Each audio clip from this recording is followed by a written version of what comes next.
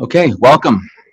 Today is, good morning. Today's Wednesday, June 8th, and this is the time and place for the regularly scheduled Nevada Gaming Control Board meeting for the month of June. Madam Secretary, has our agenda been posted in accordance with the open meeting law? Yes, it has. Okay. Today we'll cover all the items noted on our agenda. Madam Secretary, let's proceed to public comments, please. This item is placed on the agenda to give the public an opportunity to comment on gaming-related matters. Okay. So anyone wishing to make a comment, please step forward, state your name for the record, and please try to keep it to 3 minutes as a reasonable time and place restriction. Please go ahead. Hi. Good morning to the board. My name is Diamante Asbury, and I'm here on behalf of the Culinary and Bartenders Union.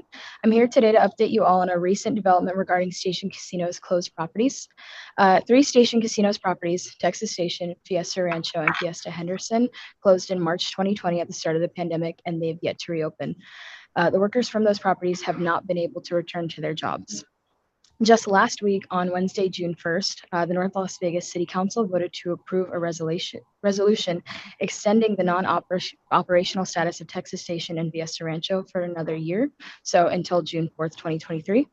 While Station Casinos was not present to answer questions from North Las Vegas officials at this meeting, 4 workers from Texas Station and Fiesta Rancho were present, and they addressed the council. Didi Salvaggio, a longtime cocktail waitress at Texas Station, said that when she was laid off, she felt abandoned by a company that she gave 25 years of hard work and dedication to. Rosa Harrah, a 21-year TDR worker at Texas Station, said that she has had to rely on savings and her children to help her pay bills, buy food, and support herself. Ignacio Martinez, who worked at Texas Station for 22 years as a utility porter, said that he no longer receives benefits and that he and his wife are relying on Social Security to pay for their home. At the North Las Vegas City Council meeting, Councilwoman Goins Brown said that she had questions for stations and the company was not there to answer. Mayor Pro Tem Richard Churchio said, "I was hoping that someone from stations would be here tonight and give us the opportunity to speak with them as well. We believe that the holder of a privileged gaming license should be present to answer questions from those that hold jurisdictional power over the licensee." Mayor Pro Tem Churchio also said that it would make sense for stations to rehire laid-off employees from the closed properties to open properties in other parts of the valley. We bring this to your attention because laid-off Station Casino workers are struggling. As development on Station's new Durango project continues, the doors of Texas Station and Fiesta Rancho may now remain closed for another year. Thank you. Okay. And I have comments to submit over here. Please give them to the Executive Secretary. Thank you very much. Does anyone else have public comment? If so, please step forward, state your name for the record, and make your comment. Please restrict it to 3 minutes. Yes, good morning. My name is Henry Anthony Joyner. I've been working as a cook at the Redrock Casino for the last 5 years. I'm a hard-working hourly team member, and I am dedicated to my job.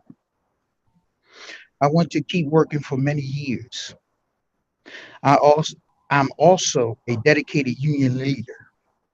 I am fighting for a union contract at the Redrock Casino because I want myself and other hourly team members to enjoy fair wages, good health plan, and fair labor practices. I work one job, and one job should be enough. Having a union means having safety, security, dignity as a worker. I want to secure a union standard for myself and for my coworkers. Thank you for your time. Thank you. Is there anyone else? Please step forward, state your name for the record. Good morning, everyone. My name is Dan Sorwanowski. I wanted to tell you a little bit about my story. I had been a banquet server at Redrock Casino for 14 years before the pandemic. I started out as an on-call banquet server. I worked very hard working my way up to full-time A-list. I knew this was where I wanted to be full-time, so I turned down opportunities at other casinos to become full-time.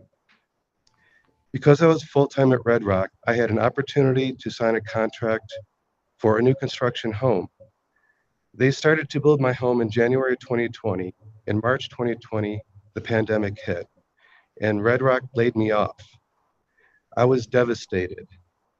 I did not know what to do.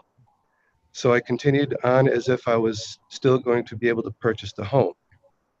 I watched my home being built from the ground up and worked with the superintendent to make sure everything that I had ordered was installed correctly. Then about a week before closing, the mortgage company went through my finances and deemed I no longer qualified to purchase the home because I did not have a job. My only income was unemployment. I was devastated, depressed, and disappointed because I lost my home, all because Redrock had fired me because of a pandemic. A year later, Redrock hired me back, literally one day before the SB 386 right to return bill went into effect as law. While I was gone for that year, Redrock decided to hire new people who never worked there before and put them on the part-time list above me, where I was. I was hired as a new hire on call with no seniority. My 14 years of seniority meant nothing to them.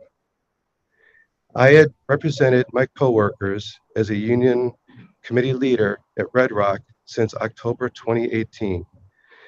I knew back then that we needed a union contract at Redrock to protect our jobs with dignity and respect. What has happened to me has only made me want to fight even harder for a union contract with job security, so they will never be able to do this again to anyone. Thank you. Thank you. Okay. Is there anyone else who'd like to make a public comment? If so, please step forward. Okay, no one in Las Vegas that I can see. Anyone in Carson? Morning, Chair Gibson. No There one? is nobody here. Okay, great.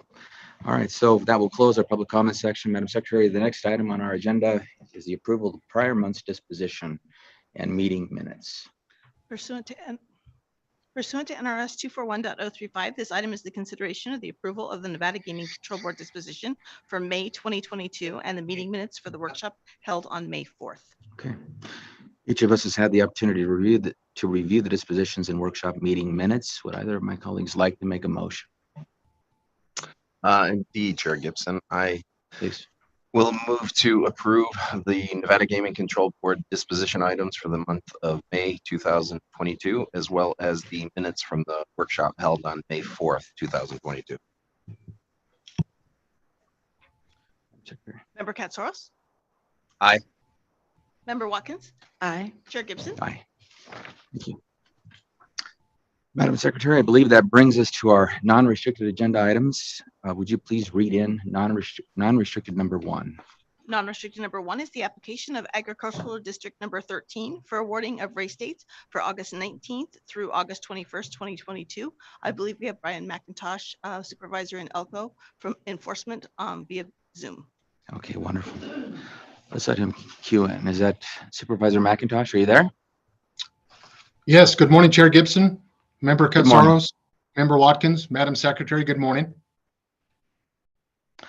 Supervisor McIntosh, because we don't have anyone here from the Fair District, could you please give us just a quick overview of what's happening, what's being requested here in non-restricted Yes. 1? Yes, again, for the record, my name is Brian McIntosh, and I'm the Enforcement Division Supervisor for the Elko Enforcement Office. I'm participating today on behalf of the Agriculture District 13, White Pine County and Ely. And item number 2 would be the Elko County Fair Board located in Elko. Both jurisdictions filed applications in January of 2022, requesting approval to conduct pari-mutuel horse races in conjunction with their annual county fairs. Agriculture 13 down in Ely requested 3 days of racing to run August 19th through August 21st, tentatively hosting 6 to 10 races each day. The Elko County Fair Board requested 6 days of racing to run August 26th and 27th and September 2nd through September 5th. They also anticipate running 6 to 10 races per day. Through the course Supervisor of McIntosh, can I interrupt you Yes. quickly? Just, I Yes. want to make sure that Madam Secretary and the audience knows that we're taking numbers 1 and 2 together. Yes, please sir, go that ahead. is correct. Chair Gibson, I need to read in. All right, let her read in number 2 as well, because you're discussing that item. Oh, Thank okay, you. my Non-restricted number fault. 2 is the application of Elko County Fair Board for awarding of race dates for August 26th through September 5th. Okay, please go ahead. Yes, through the course of both investigations, there was no derogatory information or areas of concern that I noted. Both racing jurisdictions requested and were approved parimutuel race dates in 2021 during a similar time period in August and September. Both applicants hosted well-attended, professionally organized, and very successful race meets. There were a total of 4 Nevada Gaming Control Board general investigations and Regulation 30 concerns that were completed following the 2021 events. 2 were from White Pine County and Ely, and there were 2 from Elko County. The 2 general investigations that were noted in White Pine County following the 2021 event involved racing accidents in which both jockeys were injured and transported to medical facilities. Both riders subsequently recovered from their injuries, and no horses were euthanized or seriously injured in either one of those accidents. Those investigations have been completed by the Enforcement Division in Elko, and they are currently closed. There were 2 Regulation 30 violations that were completed following the horse races in Elko. Specifically, they were drug infractions, and both infractions did result in moderate fines. They were subsequently paid in full by the trainers of the horses involved. Both of those matters have also been completed and since closed. Looking forward to 2022, August, September, the Elko Enforcement Office staff, with assistance with personnel from Reno and Carson City, we will be on site in Ely and Elko for the duration of both meets to oversee the licensing requirements and to ensure all compliance with the provisions of Regulation 30 and NRS 466. Okay, thank you very much, Supervisor McIntosh. So colleagues, he's taken on items number 1 and 2, the Ely Agricultural District number 13, request for dates August 19th to 21, and number 2, Elko County Fair Board, requesting dates August 26th to September 5. Are there any questions that you have? Yes, I have a couple. Given the accidents that occurred, were there improvements made to the racetrack or something done to ensure the safety of the horses and the jockeys in the future? In the first incident, the horse actually left the racetrack, went over the outside rail, and there has been improvements that are ongoing and have been completed. For instance, the turn has been modified, so it's not so abrupt. The outside rail has also been raised, and there has been a permanent barrier placed in the chain link so the horses cannot see outside the track to hopefully prevent the accident or any accidents in the future. The second accident actually involved a horse in the starting gate. The jockey was mounted on the horse. The horse reared up, and unfortunately the jockey made contact with the cross member of the starting gate. Unfortunately, that's one of those accidents that could not be prevented. There is padding. They obviously wear protective helmets and vests. So where we can make improvements, we have or they are ongoing. Okay. And then can you just address the nature of the drug incidents briefly? Yes, we had Regulation 30 forbids the use of certain drugs. We allow the use of certain drugs at specified levels. In one drug infraction, we had a substance that was not an approved drug. It was an anti-inflammatory pain medication. It was not on our list of approved drugs, therefore it was a violation. It did result in a $750 fine. Specifics of that case were a horse that was injured in a training incident prior to the race meet was being treated by a veterinarian. And unfortunately, the veterinarian was unaware of our Nevada rules when he medicated the horse. Obviously, the trainer is responsible for what is in the horse at the time he runs, So there was a violation and a subsequent penalty. The second violation was permissible substances, but there was more than one. We only allow a single substance, not stacked, so to speak. In that instance, the levels were minimal, and I believe it was an inadvertent act, not a purpose act, and therefore she was also fined $750, acknowledged her mistake, and the case was closed. Okay, then with regard to both of these incidents, is it your assessment that they're minor incidents or insignificant relatively? I would say maybe a moderate incident. Any rule infraction I take serious. I guess it would be the intent.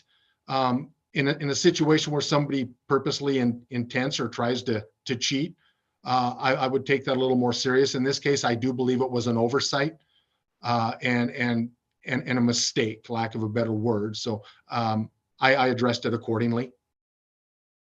Okay, and how common are these types of incidents? On average, we collect 50 to 70 drug and urine tests per year at each meet. We test the winners of every race. We test the second place finishers in races with a purse of $10,000 or more, and we do randoms. I would say on the average over the last, say, dozen years, we probably addressed 3 to 5 drug infractions per year. Okay. Do you send the blood and urine to separate labs, like, for example, blood to Smyrtle and urine to UCLA? Both of our tests, blood and urine, are completed through Truesdale's laboratory in California. They test the blood and urine. Those results are in turn provided to our state veterinarian. He reviews them, puts together a report, and then with assistance from the state steward, the state veterinarian, and myself, we address the violations based on the level, what the drug is. If we've had problems with them in the past, we also have a national database that we can review if they've ever had similar infractions in other jurisdictions as well. How far prior to a meet do you decide that it's something is in bounds or is in competition, and so you begin testing? Is it a year-round program, or is it limited to a certain period? We can pull up any sort of infractions or rulings years prior. Obviously, I'm asking about taking samples is what I'm asking. Yeah, the samples are taken the day of the race, following the race. We don't take samples prior to. Okay. All right. Remember, any other questions? I don't have any further questions. I'm happy to see this moving forward. I think it's a great event, and I'm happy to support the application. Member Katsaros, do you have any questions? Either. Yeah, I didn't have any questions either. Just a couple of comments. I'm really glad to hear the riders, the horses recovered. So that was good to hear. Reports and the items both seem to be in good order. I'm hoping to get out to one of those this year. Keep threatening to do that. Threatened that for a while now. I do think I'll be able to get out to one of those. And I know they're great events for both the communities, so I fully support these items. And it's good to hear that there's some improvements that were made to the Ely track. Yeah, no, I agree. This is a holdover from the Old West. It shows how diverse the state is. I mean, in the eastern part of the state, we have horse races that we're approving. So that's wonderful. Thank you, Supervisor McIntosh, for stepping in for these two applicants. And with that, I'd ask for a motion. Certainly. So we're taking both items. I move to recommend approval of non-restricted item number 1 and 2 as read into the record by Secretary Bell. Madam Secretary. Member Katsaros? Aye. Member Watkins? Aye. Chair Gibson? Aye. Thank you. All right, Madam Secretary, let's go on to non-restricted 3, please.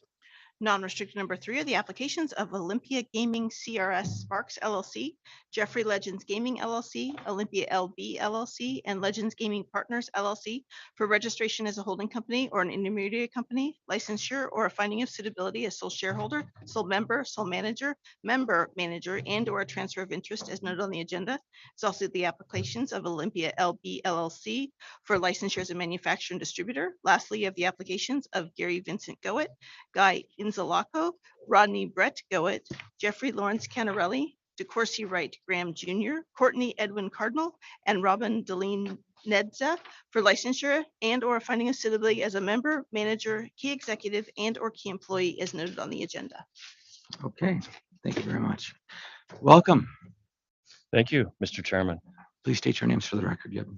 Yes, Mr. Chairman, Member Katsaros, Member Watkins, Madam Secretary, my name is A.G. Burnett with the law firm of McDonald Carano. Here with me today to my right is Mr. Gary Goet, Chairman and CEO of Olympia Companies and Olympia LB, along with the other individual applicants relative to this series of applications before you. Okay, wonderful. How would you like to go through this? We have a number of different entities, the structure, and then we have individuals as well. Yes, Mr. Chairman, with your permission, I'd like to give a very, very brief and short overview of the licensing applications before you. And Mr. Goa will then go ahead into an affirmative presentation that describes this exciting new project in Sparks. Wonderful. And during this part of the presentation, if you could just take us through the sort of iterations of the license and how it's moved. Sure. That would be interesting just for the record. There is some history to that, Mr. Chairman. And then in addition, I know there's a series of individual applications. And what we would propose to do is go through our affirmative first. Mr. Goet has a brief video presentation. Then we have a booklet that's been handed out to you through the executive secretary. And then we can go at your leisure, answer any questions you might have, or go through the individuals, however you'd like to proceed after that. Great. Thank you. Please go ahead. Thank you. In short, Mr. Chairman and members of the board, there has not been a new casino built from the ground up in Washoe County in over 20 years. Mr. Goet and his team have created an exciting new venue located in Sparks at the Sparks Marina. They began this journey in 2003 when the Casino Fandango in Carson City opened. In 2005, Gary created Olympia Gaming to run that casino. Then in 2007, Olympia purchased the land on which the new Legends Bay Casino now sits. After purchasing a grandfathered non-restricted license from Mint Casino, as you mentioned, Mr. Chairman, and being approved for the locational transfer of that license by the board and casino authority, or excuse me, the Sparks regulatory authorities in January 2015, Olympia now presents to you the Legends Bay Casino, which will be a vibrant new casino in Sparks. The applications before you, if granted by you and the commission, will allow for the opening of this project in August. Applications for registration of Olympia Gaming CRS and Jeffrey Legends Gaming for their respective ownership percentages of Olympia LB LLC have been filed, along with the relevant applications for the individuals who are here today with Mr. Goet. Those individuals, as you see on your agenda, Mr. Chairman, are Guy Inzalaco, Brett Goet, Jeff Canarelli, DC Graham, Court Cardinal, and Robin Nedza. The individuals before you have all undergone the thorough investigations that the GCB is so well known for. We wish to thank the investigative team involved, including Matt Doyle, Mark Robertson, Heather Lambert, Elisa Thompson, and Justin Schweitzer. With your leave, Mr. Chairman, I'll then turn it over to Mr. Goet for his introduction and affirmative presentation. Okay, thank you very much, Mr. Burnett. Welcome, Mr. Goet. Thank you. Thanks, AG. Chairman Gibson, Member Katsaros, Member Watkins, Madam Secretary, good morning. My name is Gary Goet, the Chairman and CEO of Olympia Companies and Olympia LB.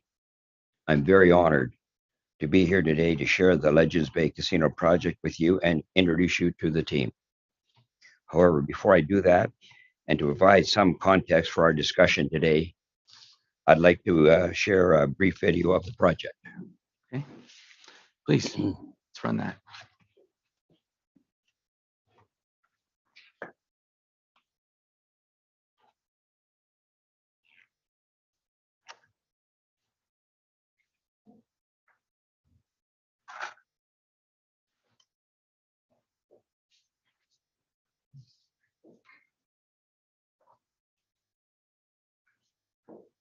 One second, I'm having trouble with the sound.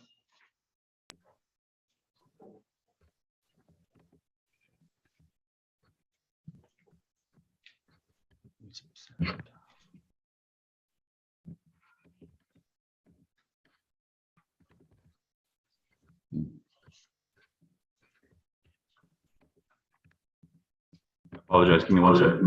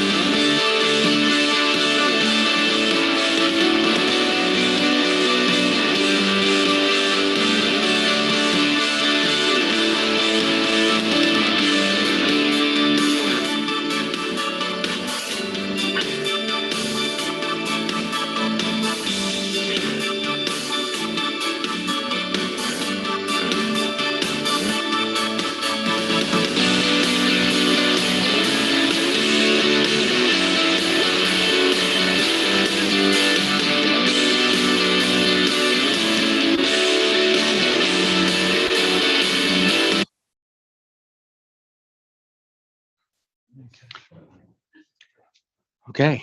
We'll go on. I apologize for the jitteriness and some of the blurring shots, but it still doesn't undermine. It's going to be, I think, a fantastic project. No, it's clear from that. After 15 years in the making, subject to gaming approvals, we're excited to open Legends Bay Casino this August. Now in attendance with me today are several of my key staff members and partners. Guy Anzalaco, a principal of Olympia LB and my partner in Olympia Companies. Brad Goet, my son, who serves as president of Olympia LB and chief legal officer and general counsel for Olympia Companies. Jeff Canarelli, an investor, a principal in Olympia LB, and a good friend for a long time. DeCourcy Graham, otherwise known as DC Graham, my chief operating officer of Olympia LB and Olympia Gaming, as well as chief marketing and development officer for Olympia Companies. Court Cardinal, regional president of Olympia Gaming and general manager of Legends Bay Casino, as well as president of Casino Fandango.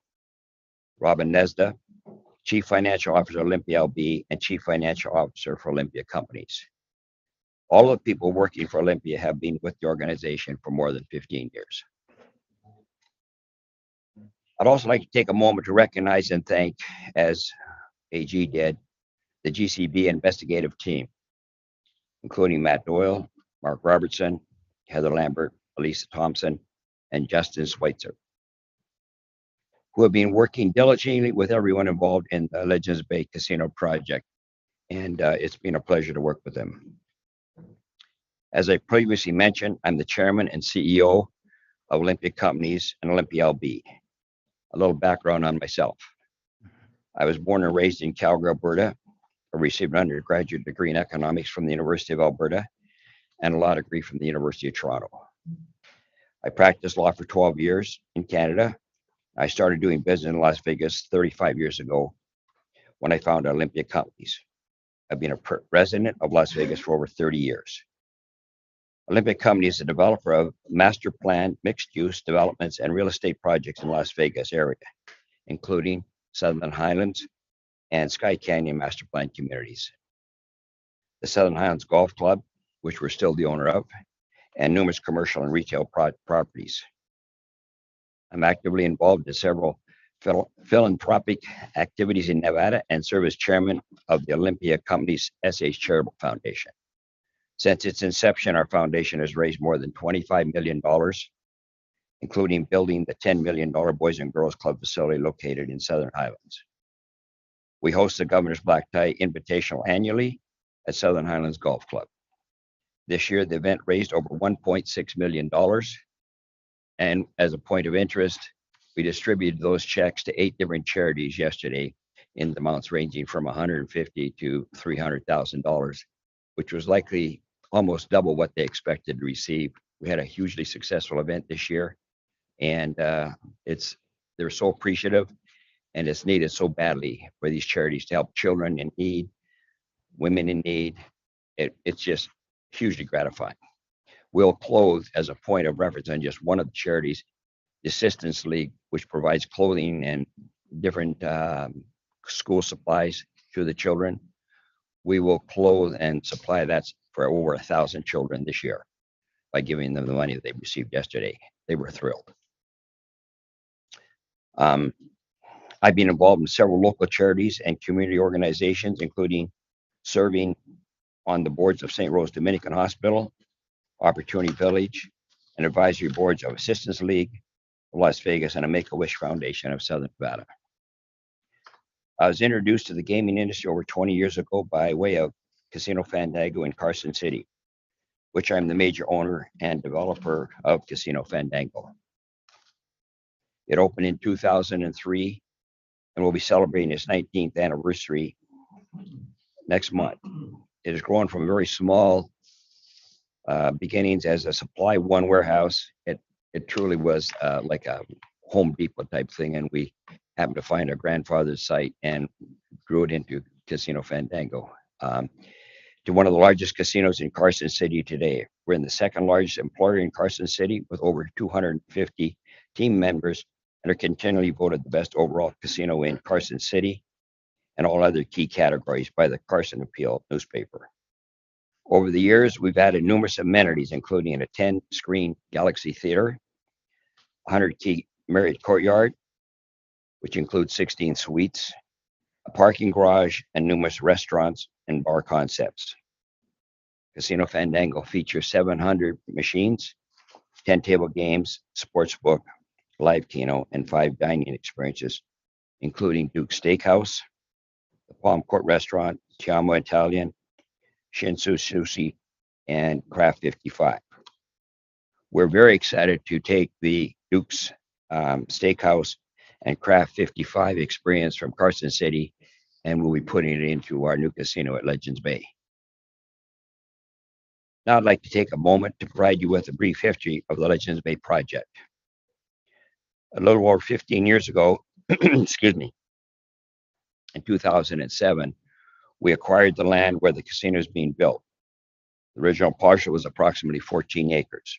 The project was planned to break ground in 2008, but was postponed later that year due to the Great Recession. Over the course of the next decade, we right-sized the project and broke it into several phases. We split the land into 3 parcels, allowing us to develop 3 pieces separately. In May 2018, we opened the 102-room Hampton Inn and Suites, a Hilton branded hotel. And later that year, in November, we opened the 104-room Resident Inn, a Marriott branded hotel. We are partners with the Thorson Hospitality Group on both hotels. They serve as a management company of each. We own 60% of the Hampton, and they own 60% of the Resident Inn. These hotels have performed exceptionally well for us since the day they opened.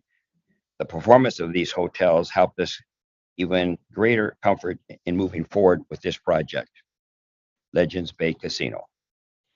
In March 2021, We broke ground on the casino, and I'm pleased to say we're on track to have construction completed this coming August. And subject to gaming approval, have our doors open for business at that time.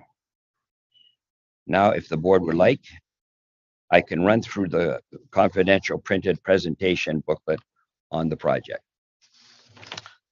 Okay, let me stop you there, Mr. Goet, if I can. And I just note, and I'll turn to my colleagues in a moment, that the financing of this deal, I mean, there weren't any questions in my mind. The single, with one exception, the only question that I had was the financing that came from Oxnard Financial. That is Mr. Canarelli's company or related to him, I think, at some point. Were there protections put in place to ensure that it was an arm's length transaction? Well, the normal protections would have been, it's a banking document, Right. and it's a bank, they're giving us a loan, Mhm. and that's where it stops. He has no influence whatsoever on the operation of the casino. It's a typical bank setup with the typical covenants, and it's totally separate. Okay. And I might add, one of the reasons we started a little later than we had expected to start in the casino part, we didn't want to start until the financing we felt was really solid. Mhm. And also that we could do a large cash input into it. Right. So our equity position is very large and the debt is very low. And the terms are negotiated as bank terms. Well, I mean, my point is that your projections, whether they're aggressive or not, I'm confident you'll be able to cover your financial needs going forward. Let me turn it to my colleagues to ask any questions about the presentation so far. Member Casaros? Thank you. Thank you, Chair Gibson. Can you hear me okay? Yes. Okay, great. Mr. Goet, thank you very much for the presentation there. In terms of the financing, I'll echo what you just mentioned there. You do have a large cash component up front. And in terms of the financing that secured, it's a term loan.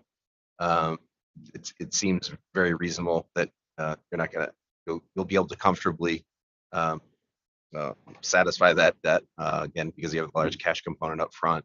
I think it looks like a wonderful property. I did appreciate the opening video, although it got cut short on my end, but I got the gist of it. I've been out to Legends numerous times. I just haven't actually gotten over to see your property yet, but I will do that soon. I do have questions more so just on the operations for your plans there.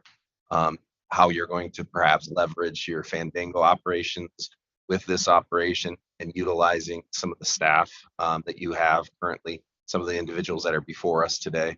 If you could just step me through some of that with the property operations itself, with your management team, et cetera.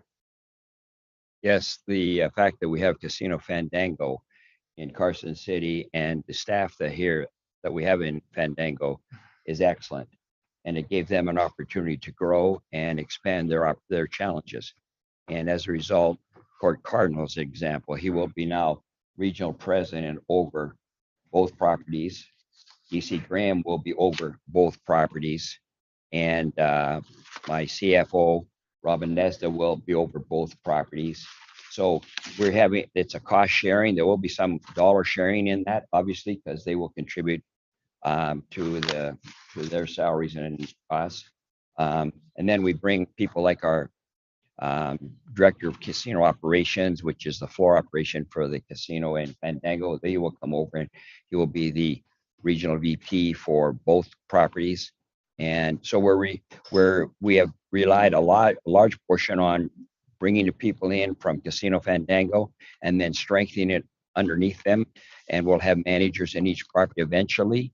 Right now, our focus is we've got a very strong team staff at Fandango that is doing an excellent job and gives them all an opportunity to grow and expand a little bit on there. And also compensation will be significantly improved to them. So I think that we're in a really good spot on the operation side. And then we're addressing how we're going to do on the marketing, which is an area that I leave to DC Graham. But suffice to say, in the marketing, we have a huge database at Fandango, which we're bringing over. But in addition, I think it's worthwhile pointing out that at Fandango, we have about 2.5 million visits a year. And it's primarily for the theater and for the casino. As comparison, in Legends Bay, this year, they're estimating they will have 12 million visits from Shields store, from the shopping center, from our contributions and some of the other large vendors in that shopping center. So a significant enhancement of visitors. And also, there's a significant larger amount of residents close by to Legends Bay. We don't have that large of residential population at Fandango. We attract them all into the area. And but in Sparks, as if anybody's driven around there lately, it's just booming with people, development and going on. So we're very excited. So combined with the operation, the data we're bringing over from Carson and Fandango, and putting in Legends Bay together with all the opportunities in Legend Bay, we are extremely confident this is going to be a very successful project. So if we look at Fandango, then the 2 million visits, is that primarily or largely local? Yes, by Okay, far. and then if we look at Sparks, the 12 million visits, a large chunk of that right now to the outlets is going to be local, but I assume there's going to be a large component there for out of towners. Yes, well, the Legends Shopping Center had that built into it in their model. They would come from, I think the number was 400 miles away to go to Shields and all the different stores there. But Shields is a major driver of traffic in that center. It's huge. And then combined now with our casino and the hotels have come in. And we always wondered about the site. We thought it was really a great site. And people were saying, yeah, but so far back in the site. The hotels have been hugely successful. From day one, we've been very successful. And I think there's all those things contribute to a pretty robust start at Legends Bay. Is the proximity from the hotels to the casino, is that walking distance? Yeah, right across. The parcels are adjoined. It's just a dividing road. Okay, And it's just road. And we literally have a walkway. You walk out of the hotel and then you cross the road in a safe manner with crosswalks, and then you're walking right beside the casino right into the entrance. What was the room count you mentioned? I think you said 100 for at the Hampton Inn, it's 102, and at the Residence, 104. And what we've done in both, we've expanded the number of suites. Similarly, as in Carson, normally a Marriott Courtyard would have 8 suites, and we put in 16. And we have the suites, so like in the Hampton Inn and Suites, instead of just making it an 8-foot high ceiling, and that sort of has a tight feeling in a small room, doesn't sound like much maybe, but we put a 9-foot ceiling in. Mm-hmm. And people said, why would you spend $250,000 more to do that? I said, because it makes everybody feel better. And it's been hugely popular. Yeah, you can't put a value on the customer experience when they enjoy it more and then just want to have repeat visits. Get that the return on investment actually makes sense in the end. By the way, navigating the other thing is sort of interesting. I'm sorry to interrupt you. Is okay. If you've ever gone over to the marina and looked up to the hotel on the lake side, our suites and rooms on the lake side, look across the lake to Reno, to the mountains, are spectacular, and they're in huge demand. So navigating into the casino area is the main artery, therefore off of is that Sparks Boulevard, and then coming into the Legends outlets, and then sort of navigating on the back side of it. Is that the primary entranceway?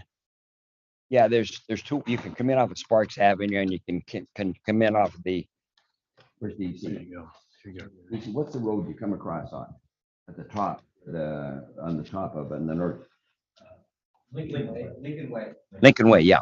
So you come off of Lincoln, but it's off of Sparks Avenue. That's the main artery. Okay. And then in terms of the 2 properties, are you going to have one loyalty club between the 2 properties, or are they going to be separate? We will have one. Yes. One. One, did you say? Yes, I'm sorry, one. We'll have one, Okay. one loyalty.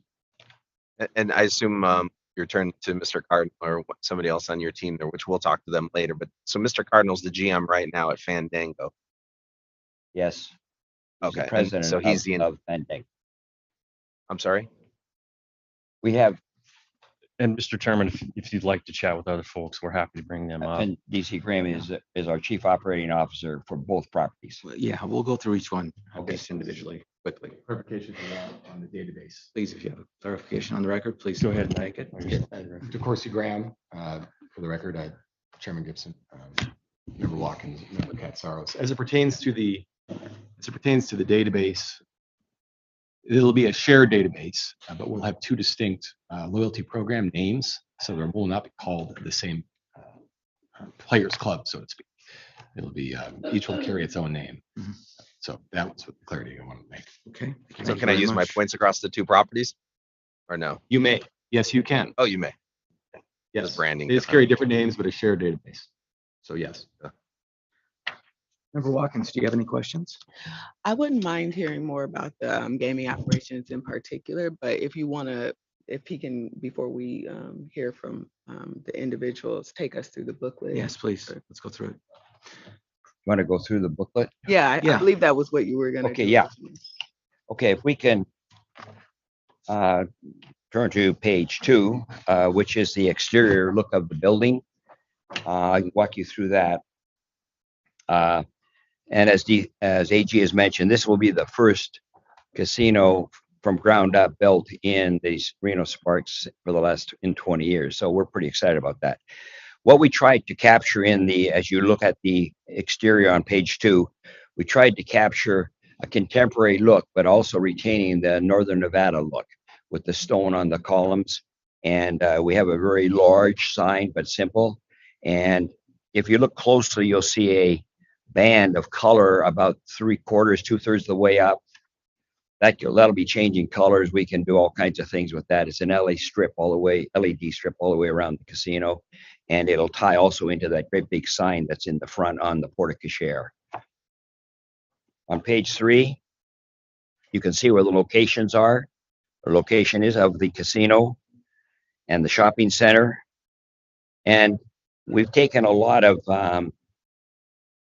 contemporary ideas, and I think they're going to be, again, I think it's worthy of noting, we were very careful not to be a Las Vegas casino. This is a Northern Nevada casino, and we use Northern Nevada interior designers for the project. And I think they've done a wonderful job in bringing the contemporary and sophisticated to the casino, but yet very, very strong feeling of Northern Nevada. You can turn the page over and you'll see where the casino is located as it relates to the shopping center. And the best way to describe where it's located is, everybody, I'm sure you guys have all been to the Shield store there, but when you walk in the Shield store and they got the Ferris wheel and you walk out that door, Fandango will be right there. I mean, Legends Bay will be right there. It's the one, there's 2 major entrances, one off the mall, which is right off of the Shield store, and then one off of the northern entrance, which will be the main one. I think you know the locations and all that stuff. I think it's interesting to note that and I mentioned it earlier, the shopping center is really successful.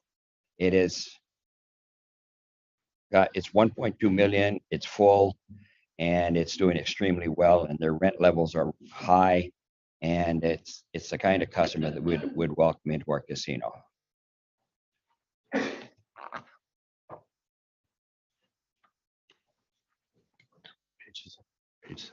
Are you going to be partnering with some of the retailers there at Legends?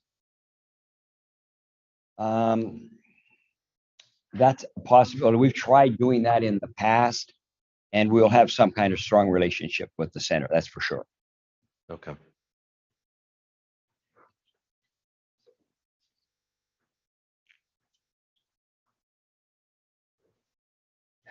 I think it's really important to note, in Carson City, we built the Galaxy Theater.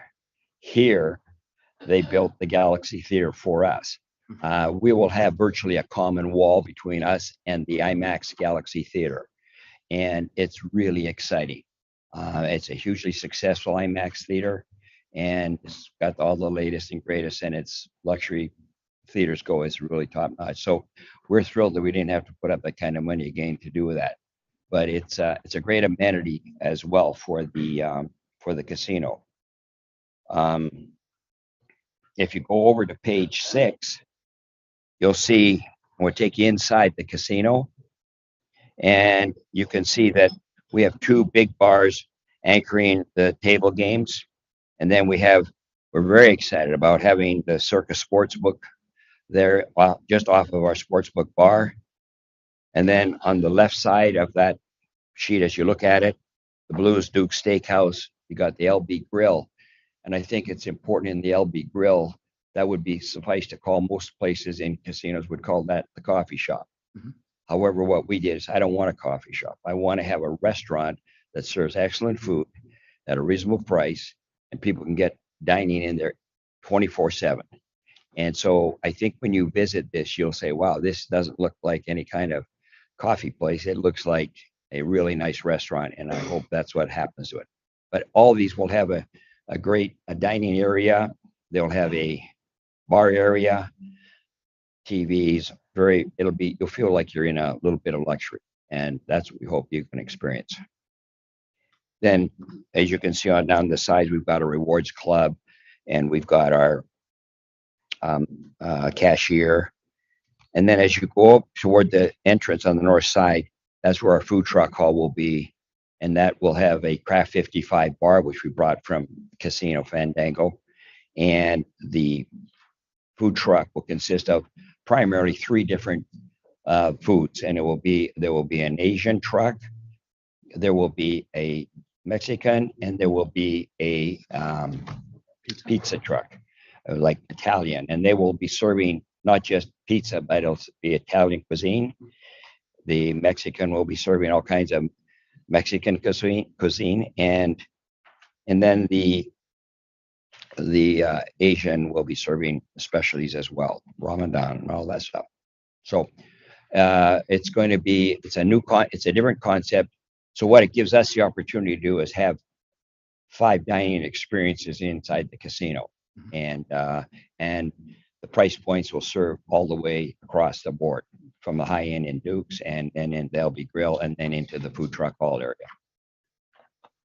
Yeah, thank you for noting that. We were going to actually keep that piece of it confidential. We built.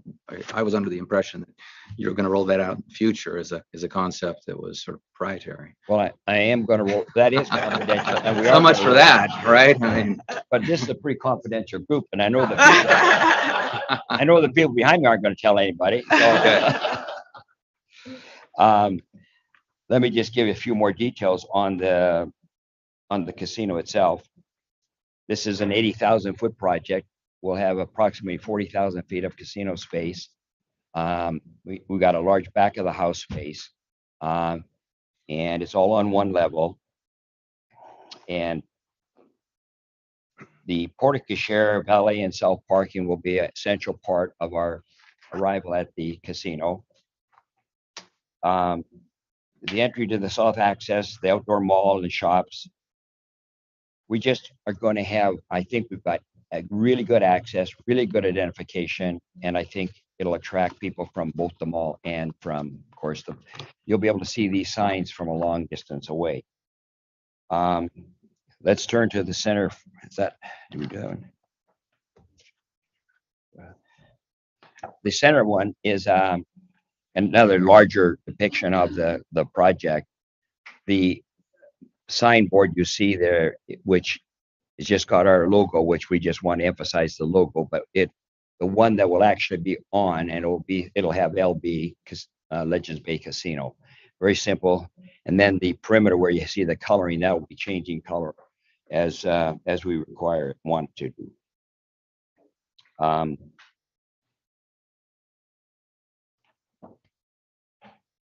Going on sign to there- page, Mr. Goetz, sir, real quick, the sign there then, is that dynamic or is that LED as well? no, the where the brown is, the dark brown, that's static. No, on the sides of it. But around the coloring is, yes, it is. Yeah, that It's not, it'll change colors the same as that coloring is this. the strip will on the side of the building.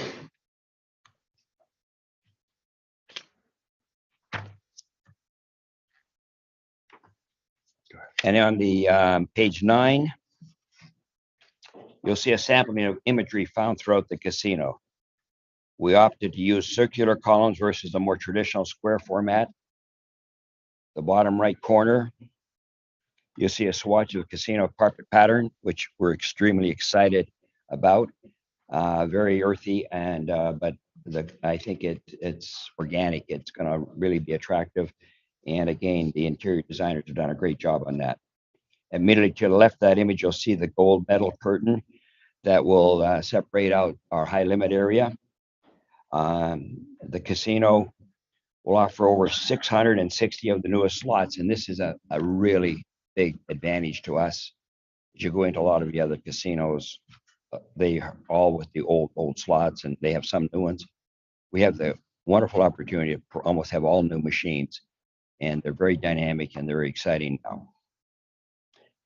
We'll have 10 cable games, live Keno, and we're really very, very excited to feature Sportsbook. I think Derek Stevens and his people are going to just do a terrific job for us, and they worked with us very closely on the design, and I think that whole project is going to look spectacular, and it'll be a major addition to the Reno Sparks market.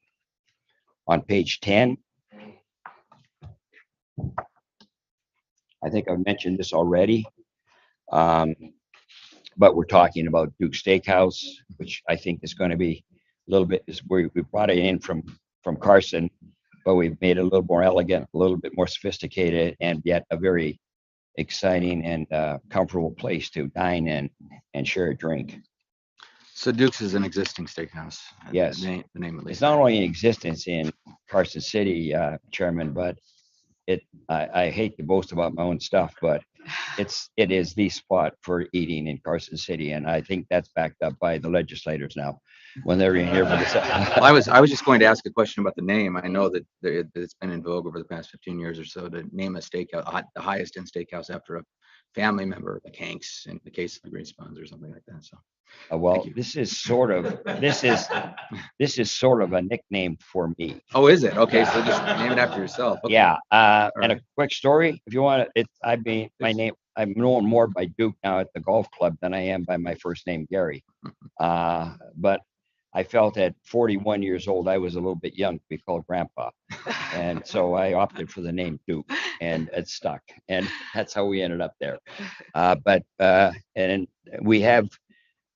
we liked it. It's successful, and we wanted to bring that to Legends Bay. It was a natural fit for us, and what we were able to do is take we have maybe a couple small flaws. We don't have a big enough private dining area and different things. And also not a big enough bar, because our bar gets filled up at nighttime pretty full, almost consistently. So we expanded on all of these and brought a strong wine cellar element into it. We have a wine wall, and it's going to look very attractive and yet offer great wines and the proper temperatures and all the other things that go with that.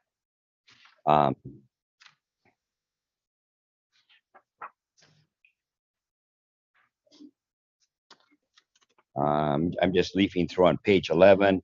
You'll see the grill, and you can see that's not going to be the typical restaurant. It's going to be highly up. It's going to be really, I think, have a classy feel, but yet a very comfortable and enjoyable experience. Then we go into the page 13, where you'll see the different looks of the trucks, where we'll have the 3 trucks, which I've already mentioned. The lower right corner is the psychedelic type truck thing that you see for the Mexican truck, and the Craft 55 experience in Carson City. We built that about 3 years ago, and it's been hugely successful. It's craft beer, We have over 55 choices of what you want to have there. We brought that same look, and it'll be in the bar in the truck food hall. Just for information, I'll likely skip over the part where I'm talking about the different names. We've got different names for each truck, and I will do a marketing campaign based off of that. And I think they'll be well received, those in the marketing side. Let me summarize it by saying we're really looking forward to introducing this space to the local community and out-of-market visitors alike. Hopefully, quickly become a fun, exciting social hub and sparks the food truck hall. Finally, on page 14, you'll find a summary of the various property metrics for quick reference. I'd like to add to that list that we plan to employ approximately 300 team members at Legends Bay Casino. And with that, I'll hand it back to AJ. Thanks, Gary. Mr. Chairman, we're happy to proceed from here at your leisure. Did not know that member Katsaros would be in Carson City, but I think he might have a copy already of the booklet we just went through. So we can go through any questions that you may have at this point, or again, we're happy to bring up the individuals if you'd like. Thank you very much. As far as the nuts and bolts, like as I mentioned, the financing, I'm not concerned about. You've got plenty of capital or access to capital. The structure of the business is fine. The license, it's moved, but it's moved within the statutory requirements of NRS 463. So that's not an issue. And I guess we can jump into the individuals then at this point, unless my colleagues have any questions about the structure. Just some quick questions about recruitment. How is that going? Recruiting? Yes. Actually, it's going surprisingly well. Oh, good. We've had a good response on the recruiting. I'd like to ask Court Cardinal to come up and make a quick comment on that. You could address that even better. For the record, Court Cardinal, Chairman Gibson, Member Watkins, Member Castaros, is that right? Okay. Yeah, actually, recruiting has gone very, very well. We haven't really done a whole lot of advertising per se, but we put out on our website the leadership position, so supervisory level and above, of which we have approximately 80, and I've had almost 400 applications that we've gone through so far. So we have some of our senior staff already on board, my human resources director for Legends Bay, the director of finance for Legends Bay, the executive chef for Legends Bay, surveillance manager for Legends Bay. So it's going really well so far, and I'm actually receiving a lot of interest in people from line level wanting to know when we're going to start opening that up, which will be in July. Outstanding. So you mentioned that you were bringing some people over from Fandango. How many people total do you need to recruit, not considering the people coming over from Fandango? How many more to recruit, or how many?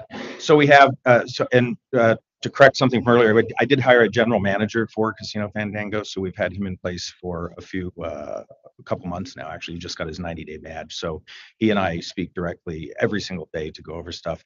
The only people coming over from Fandango, I had hired the executive chef for Legends Bay about 6 months ago, so he's been working at Fandango for the last 6 months.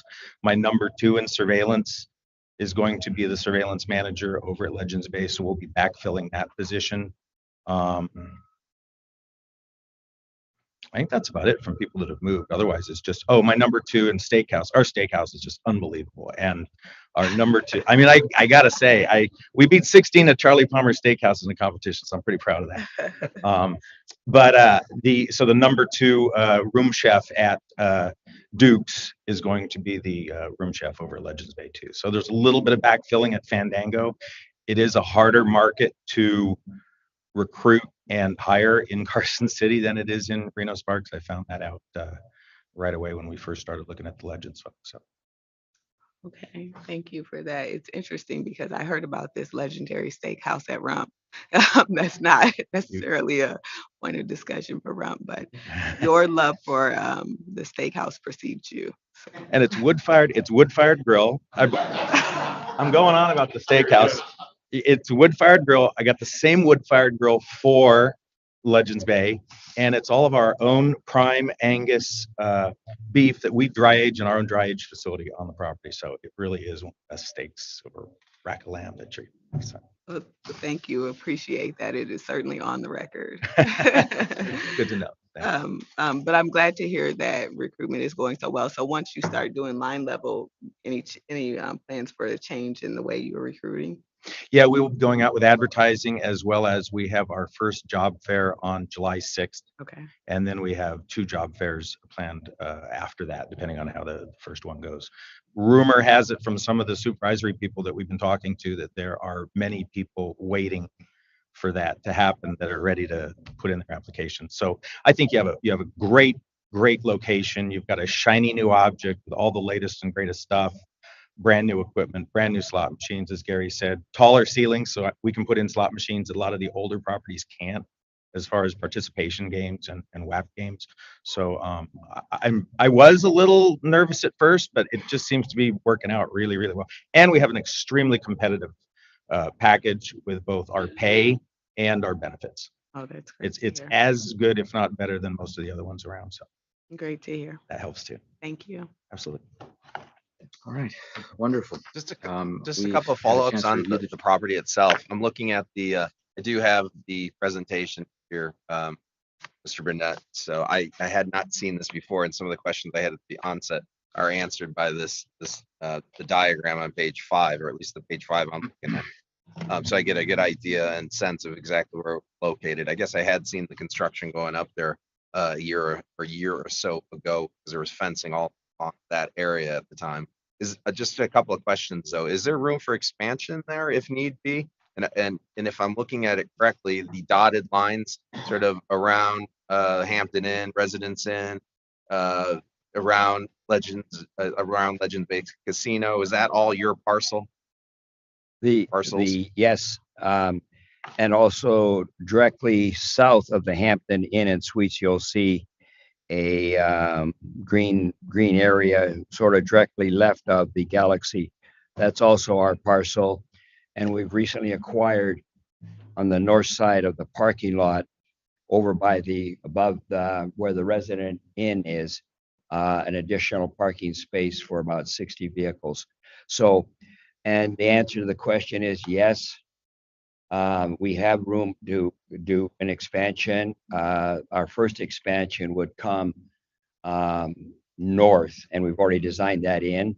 And then if we are blessed with even more demand, well, then we have the ability to add in the future. Okay. I don't want to skip ahead. It was just something I was curious about. So you'd cannibalize a little bit of the parking, but you've got additional space, right? I can understand that. I can just share a little bit the level of enthusiasm I was hearing about this project, frankly, has been off the charts. Normally there's more tempered enthusiasm, but I'll share my personal feeling on that.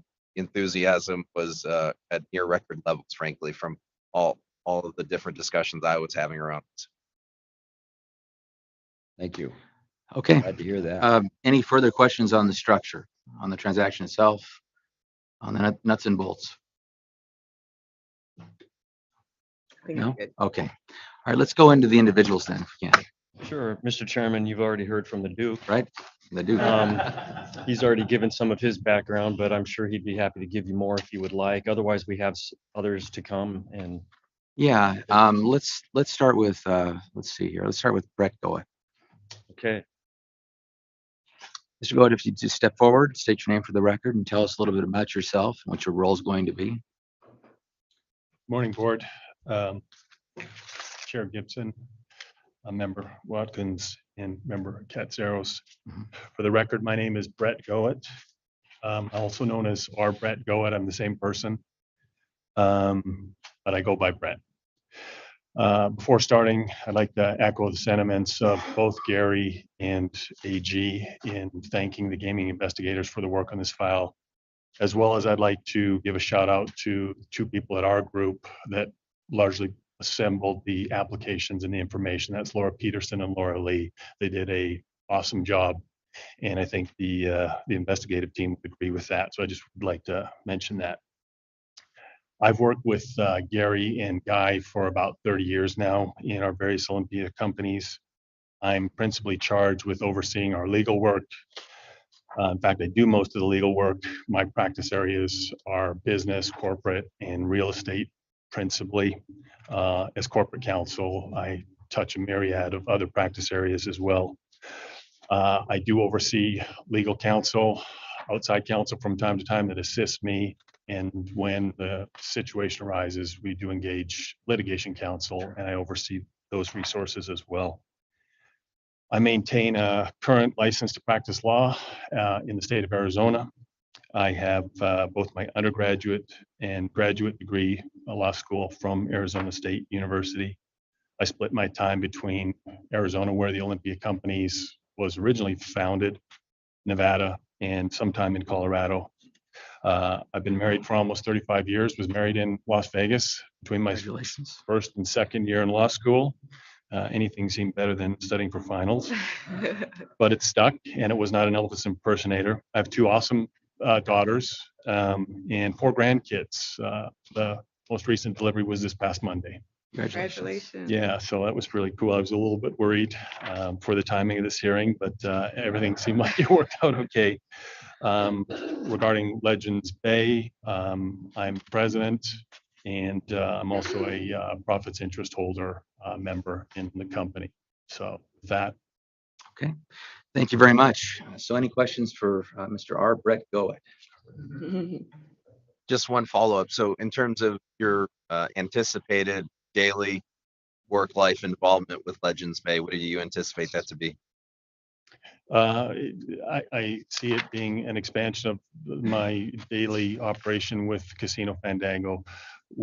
As you can see here, Gary is a hands-on guy. I work closely with Gary and with Guy, and now with Jeff. And then obviously our local team does the majority of the day-to-day operations, but we all work together. So no real day-to-day involvement, more of an overseer as a shareholder. Yeah, I would say an overseer, yes. Okay, thank you. I didn't have any questions Okay. on your background. Everything came back clean. Okay. Yeah, it is clean. Member Watkins, do you have anything to ask? I don't have any questions or concerns related to your background. Congratulations on your new grandchild and being married for 35 years. That's amazing. Thank you. Appreciate it. Thank you very much. Thanks. All right, Mr. Courtney Cardinal, just come back up, just state your name for the record, a little bit of background if you would. Okay, Court Cardinal for the record again. Thank you, Mr. Chairman. Background. So I can say I am a native Nevadan, born and raised in Reno, Nevada. And not to one up you, Brett, but today's my 26th anniversary. So my wife's down here with me. So it was gaming and a little bit of fun.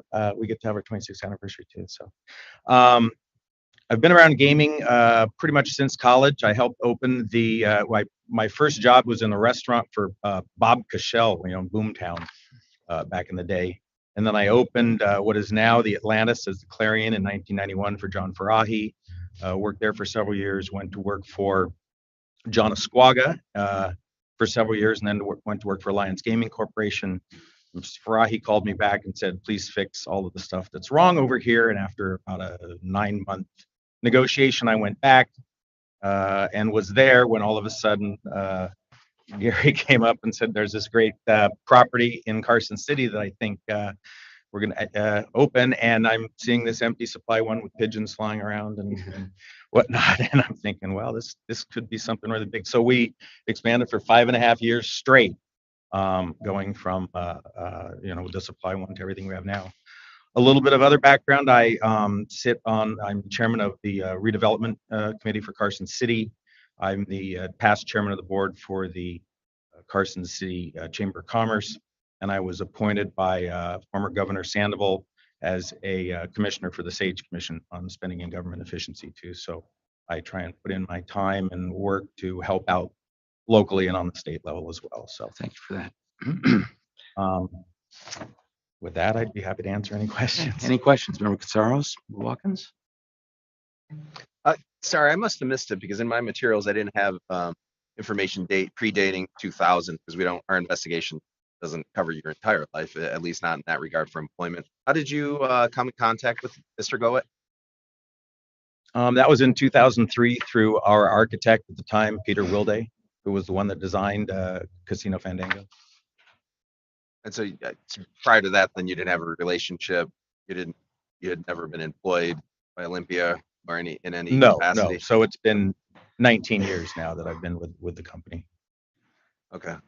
Yeah, because Mr. Goat mentioned at the beginning that everyone's essentially been with the company for decades now, which is nice to see. You guys have such a cohesive type of organization in that regard. Your daily, you've hired a new general manager now for Fandango. Prior to that, could you just give me a little insight in terms of how you actually manage and operate that operation over the years? By being there on a daily basis, pretty much overseeing all of the direct operations of the property from the top all the way down. And I might add, I'm extremely proud to say that out of the employees that we have, the team members we have at Casino Fandango, we're a little more than 250. We're a little closer to 300.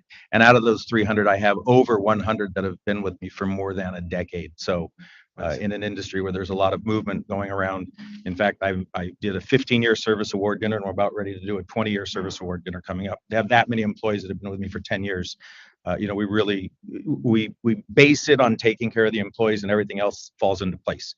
The guests have a better experience, and the profits show up at the bottom line at the end. So absolute day-to-day operations. I will be still speaking with our new general manager, Robin, over at Fandango on a daily basis, but the lion's share of my time moving forward is obviously going to be getting Legends Bay up and running and overseeing that on a daily basis. Okay, and that's what I was looking for. So you seem to be very hands-on. And then the second part of that was how you anticipated your role to change given Legends opening up. You've already answered that question there. Other than that, your investigation likewise came back clean, so I had no concerns from that standpoint. But is there anything else you wish to share about the new operation, or any plans that you might have for it that we've not yet heard? Nothing that's been public. I think Don't feel the need to I'm share just anything super that's not excited about public here. I think you guys know everything now, but yeah, we've been excited about this for years now, waiting for the right time and opportunity to come to be able to do this. One thing I might add too that I forgot, I had before COVID happened, and I hope it comes back, I've been the person for over the past decade that the admin chairman has asked to teach the class on gaming to the state of Nevada management team that they put through a leadership program every year. So I hope that comes back and I get the opportunity to do that again too. Thank you. All right, thank you. All I didn't right. have any other questions. Any further questions? Thank you. Thank right. you Thank you for very doing much. that, and I don't have any questions or concerns either.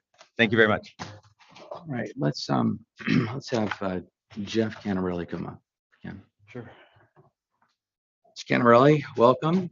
Morning. I know your father well. If you please just introduce yourself. Hi, Tell us. Jeff Canarelli. Member Watkins, Chair Gibson, Member Katsoris. Thank you for the opportunity to speak here today. Jeff Canarelli. I moved to Las Vegas about 10 years old. So grew up in Las Vegas, went to Green Valley High School, left to go to St. Mary's College in California, played soccer, got drafted to the MLS, played pro soccer for a couple of years, went to Europe, came back, kind of looking for something to do. Thought I'd go to law school. They just started law school at UNLV. Thought, hey, that'd be a good idea. Working for my dad a little bit. Actually, I was playing golf with our Brett Goett over there. Gave me a book called 1L, and I don't know if you're familiar with that. And so kind of talked me out of going to law school. So I said, I don't know why you would do that, if, with what your dad's built. So he kind of encouraged me, and so I got really into the company. Have a little bit of ownership of what was American West Homes, which was our family company, American West Development. I started as a salesman, did construction, became the broker, became the general contractor, worked up to be the president. We had a company for 25 years, built 18,000 homes in Southern Nevada. We sold, actually, kind of the industry changed a little bit. Neither my father and I wanted to do the actual construction side. I love selling homes. He liked doing the land development. That's how I've known the Goett family from the land development side. We've been doing deals together. So I think that's with my father for 30 years. As long as I've been around, Gary's been around. So April of 19, we sold to Pulte, and I knew Gary. I knew the opportunity for the Legends Bay, And so it came up that I'd love to invest. And fortunate enough that through our friendship, he was willing to accept me to come on as an investor. So that's my involvement. It's wonderful. Great. So is it right that you did not finish law school? Is that accurate? No, I never started, actually. I enrolled. Never started. I shouldn't say this, but I have 4 kids, and I start with my older kids pretty much every conversation. Do you remember that I've told you not to go to law school? So I have our Brett Goet is a wise man. I have two daughters and my wife. They're in London. I think they're watching, so I want to say hi to them. And my son's at home. And my daughter is in college in Chicago and thinking what to do. And so I've kind of said the same thing to her. So thank you very much. I have a differing opinion. I would encourage everyone to go to law school. I think law school is amazing. But I am very honored to have a former MLS soccer player here. I love soccer, so I'm honored to have you before us. I'm glad to find another fan. So we're growing in the U.S. I'd love to see it grow more. So awesome. I didn't have any questions or concerns about your. Okay. Well, thank you very much. Okay. Appreciate you coming out. All right, let's go to DeCourcy Graham, please.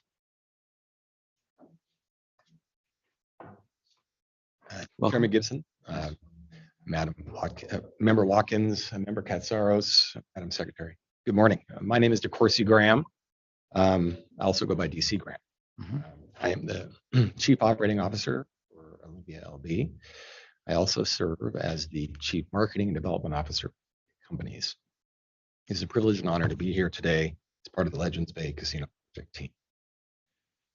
I was born and raised in Southern California. I'm a graduate of the University of Colorado at Boulder. I resided in Las Vegas for over 25 years, actually. I left once to go to Colorado, then I came back. I have a daughter who is at Oregon as a 4th year student at architecture school. I'm hopeful one day she'll return here to design and develop hotel casinos and such. So very excited for that potentially.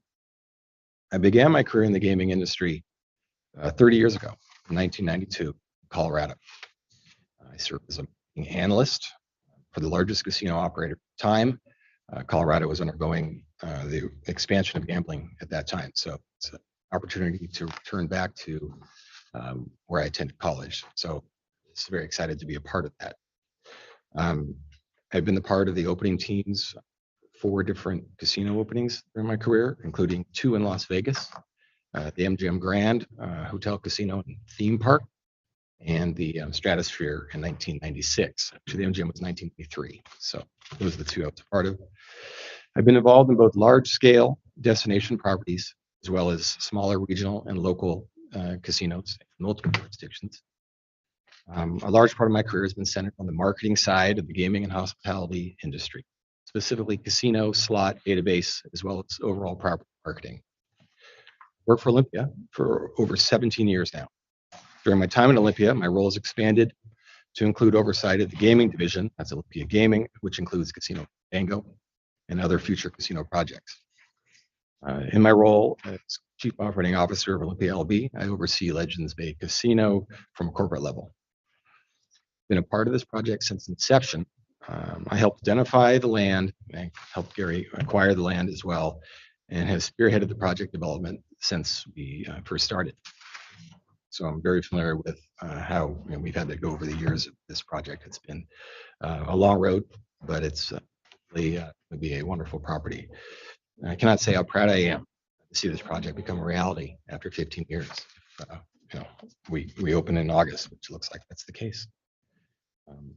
So that's all I have really. Do you have any questions? Thank you. There were no problems in your background, so thank you very much for the presentation. Any questions from my colleagues? I don't have. Sorry. Okay. All right. Let's next go to let's see, Robin Nedza, please, the CFO. So this is your first time before us, is that right? Yes, it is. Welcome. Thank you very much. Member Watkins, Member Katsaros. My name is Robin Nedza. I'm the Chief Financial Officer for Olympia Companies, now Olympia LB. I started my career in accounting at University of Arizona. First started as a general business major, and then I think I changed to criminal justice administration. And through a good mentor I had there, was the head of the accounting department at the time, got me an internship with the police department in Tucson, and started talking with her about career paths with the FBI. At the time, FBI was having a hiring freeze, and so the only way to go if you wanted to go that route was either through law degree or the CPA route.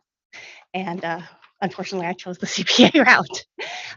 But anyway, so I started my career instead in public accounting, which at that time was Big Six public accounting. And after about 6-7 years in Phoenix, decided to move with my young family at that time up to Las Vegas. We've been here now for about coming up on 24 years. Came to Olympia tail end of 2000 as, I think, as the controller at the time.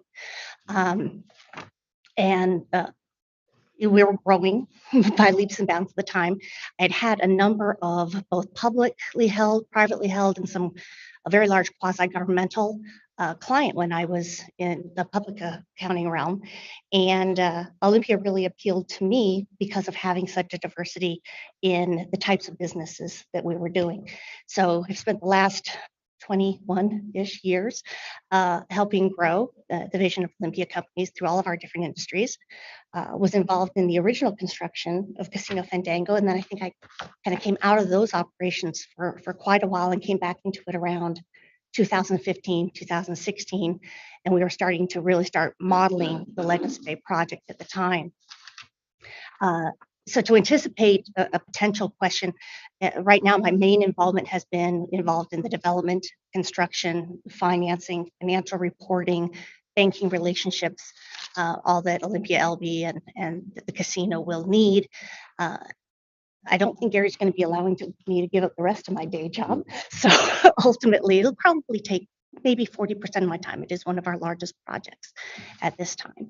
But my primarily responsibilities are in the financing realm, the fiscal responsibility, banking and lender relationships, internal controls, and working with who I think is going to be an amazing director of finance that we've hired for that project, Brian Kemper, who has quite a few years in the industry, who's working with us right now. Okay, thank you very much. You had a clean background, no concerns here. Any concerns from my colleagues? Any questions? Okay, thank you very much. All right, we've heard from Mr. Cardinal. We've heard from Mr. Goet, of course, both Mr. Goets. Let's hear from Mr. Guy Inzalaco.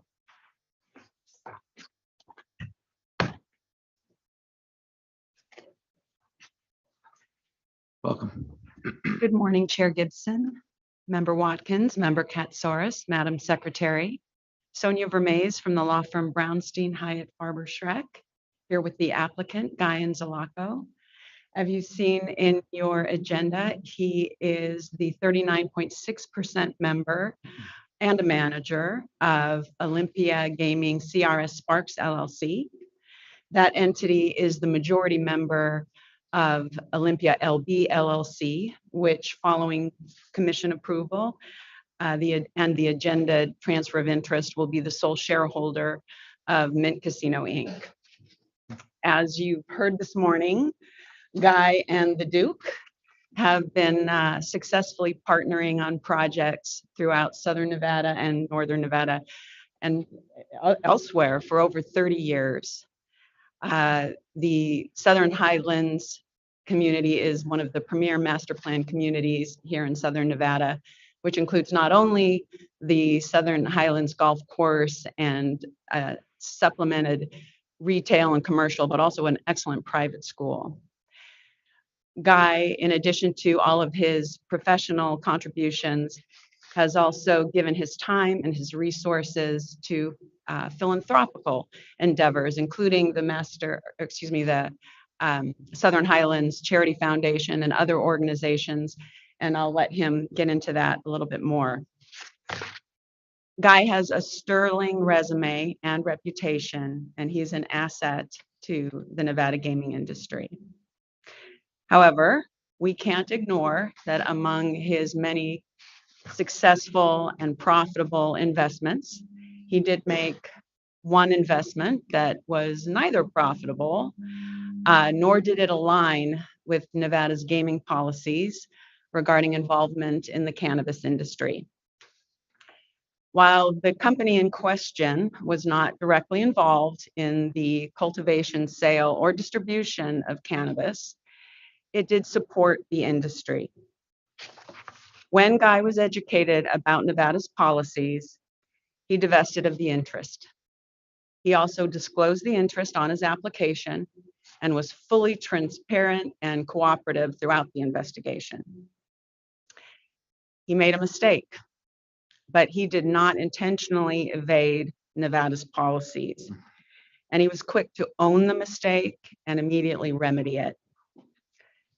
We appreciate the courtesies and respect shown by Supervisor Matt Doyle and Agent Mark Robertson with regard to this somewhat controversial issue. And we are thankful for all of their cooperation and professionalism throughout the investigation.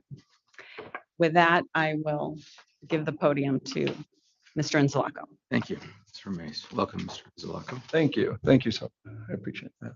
Good morning, Chairman Gibson, Member Watkins, Member Katsaros, and Madam Secretary. Thank you for having me today. It's truly an honor to be here before you and share a bit of my background with you. For the record, I'm Guy Inzalaco. I'm Executive Vice President of the Olympia Company, Executive Vice President and partner in the Olympia Companies. Gary and Jeff, everybody before me, we're so excited to be here to present our Legends Bay project to you today. It's been a long time coming, but we're so happy that it's finally becoming a reality. And it's great to hear from Chairman Katsaros that, or Member Katsaros, that Northern Nevadans are excited about our project too. So thank you for sharing that with us. Before I get started on my background, Sonia has touched on the investment I made in the cannabis industry. I'd like to briefly discuss that investment. I foolishly invested in a company that's involved in the cannabis industry. I take full responsibility for an investment that I should not have been involved in.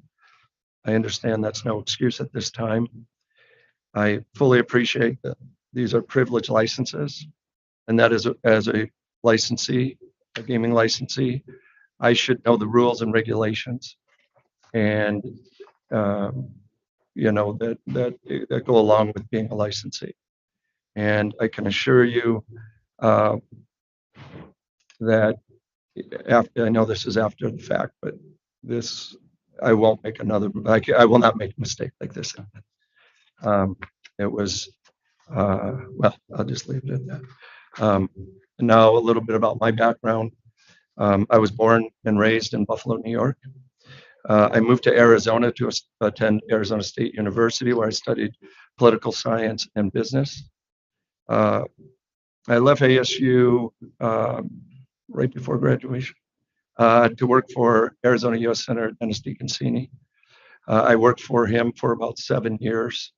My duties with the senator included dealing with most of its political affairs. I traveled with the senator whenever he was in the West. I represented the senator around the state when he was in Washington, D.C. I handled many of the agency affairs that dealt with the politics in Arizona. The senator and I, he's been out of office a number of years. We're still very, very close. I've always looked at him as my mentor and as really a father figure, I guess. After leaving the senator's office, I went into real estate, where I had the opportunity to eventually join up with my partner, Gary, to form the Olympia companies. As Gary mentioned, he and I have been partners for over 30 years, which speaks not only to the resiliency of our company through, you know, all the ups and downs in the real estate market, both with the Great Recession, with COVID, but I think it also tells a lot about Gary and I as partners, that we could withstand all this together. And because we had some difficult times, and through it all, we've gotten through it all. So Gary spoke about our various business activities in Las Vegas. And I won't rehash all those. But on a daily basis, Gary and I basically oversee the activities of our real estate companies. And but as it has to do with a Legends Bay Casino, I will not be involved in any of the day-to-day activities. It's just the way we structured it. It's the way we structure our companies. We just decide who's doing what. And on the Legends Bay Casino, Gary will be overseeing our day-to-day and really the management and day-to-day activities of our company. As Gary is, I'm also involved in a number of philanthropic activities in both Las Vegas and Phoenix. I actually split my time between Las Vegas and Phoenix. I've been going back and forth just about every week for over 30 years. It sounds terrible, but after a while, you just sort of get used to it. My kids were raised in Arizona. I've been a Nevada resident for over 25 years, so I've been going back and forth, and which it seems to have worked. Gary touched on our Southern Highlands Charitable Foundation, which where we've made great contributions to so many deserving nonprofit organizations in the valley here. Along with that, I also sit on a number of charitable boards in the Phoenix area because, like I said, I spend quite a bit of time in the Phoenix area. I sit on the board of Barrow Neurological Foundation. Barrow is a world-renowned neurological research institute and teaching hospital. I also sit on the Arizona State University Sun Angel Foundation, where we support Sun Devil athletics. I'm a board member of the Human Services Campus in Phoenix. I just got on that board maybe 6-8 months ago. We serve the homeless community there, where we provide services to the homeless community. I'm a founding member of the MVP Leadership Foundation in Phoenix, where we've worked to improve the lives of over 2,000 at-risk inner-city kids. And finally, I'm also a member of the Phoenix Thunderbirds, which is an organization in Phoenix that made up of business leaders in the community. And we put on the Phoenix Open Golf Tournament, which is the largest attended golf tournament in the world and one of the largest attended events in the world. And I've been on it about 20 years, and in that time, we've contributed over $160 million to local charities in the Phoenix area. Finally, and probably most importantly, and if my kids had any idea that they could watch this, they'd probably be watching it if I didn't mention them. I have 3 children. My oldest, Alyssa, lives in New Orleans with her husband, and she works for a nonprofit down there called Team Rubicon, which surprisingly I see billboards around here all the time, and I'm probably the only one that notices them because my daughter works for them. But they deal with disaster relief both in the U.S. and internationally. She was actually supposed to be in Honduras this week on a teaching project down there, and she got COVID. She's doing fine, but she got COVID, so she couldn't go. My daughter, Gabrielle, just recently graduated about this time last year from USC, and she just this past Monday started her nursing program. And finally, my son, and I laugh because if I said finally my son, he'd maybe be a little upset with me. He's graduating this Friday from UCLA with a degree in biochem, and he's going to go to graduate school and study neuroscience. Again, well, a couple other things. I echo what everybody has said about our investigators. They have been fair. They've worked with us through these applications, which is an arduous process, and we appreciate all the effort that they've given. The other thing Brett said, and I can't say enough about the 2 Lauras in our office, Laura Peterson and Laura Lee, who have put so much time into gathering this information, making sure we understood what was in these applications. So I just really appreciate them. Also, I just want to say that. Again, I appreciate the opportunity to be here before this board. I know it's an honor to be here. It's a privilege to be here. So if you have any questions, I'm more than happy to entertain them. Okay, thank you very much, Mr. Zalako. So as you learn going through this process, we still operate in the state, in the gaming space, at least according to the November 29, 2017 Gaming Policy Committee sort of dictates, Yes, sir. which, sort of, I mean, in summary, say that gaming and marijuana shall not meet. Both are, are legal under state law at least. And the Gaming Commission, as you probably know, adopted those recommendations on March 5th, 2018. But you went through the process of divesting your interests in marijuana type industries and with the assistance, I think, of Member Katsaros, who I think issued a final letter of resolution. Is that accurate? Yes, sir. Okay. All right. Member Katsaros? Yeah. You have Yes, anything thank you'd you. like to add, please? Yes, thank you, Chair Gibson. I appreciate that. I did want to weigh in on this. Thank you for being here today, Mr. Inzalaco. I appreciate the presentation you just gave. Just to tie up a couple of points on this particular matter. Apart from this matter, frankly, your background's been clean, you've got an unblemished record, you've been licensed for 15 plus years, et cetera, with the Nevada Gaming Commission.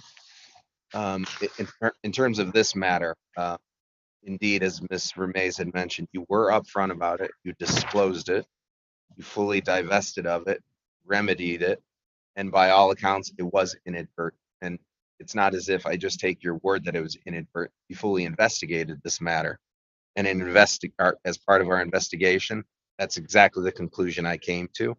As I mentioned, you've been a licensee. So this was something we had to deal with in terms of being a licensee and whether or not we needed to take further action. And in our approach here, we have to be fair and consistent because we have a policy that, as Chair Gibson mentioned, the two industries, marijuana and game, shall not meet. So the approach that we took was in fact consistent with other instances that we've seen in the past in the manner that you remedied it as well. I appreciate your upfront and your frankness with this matter.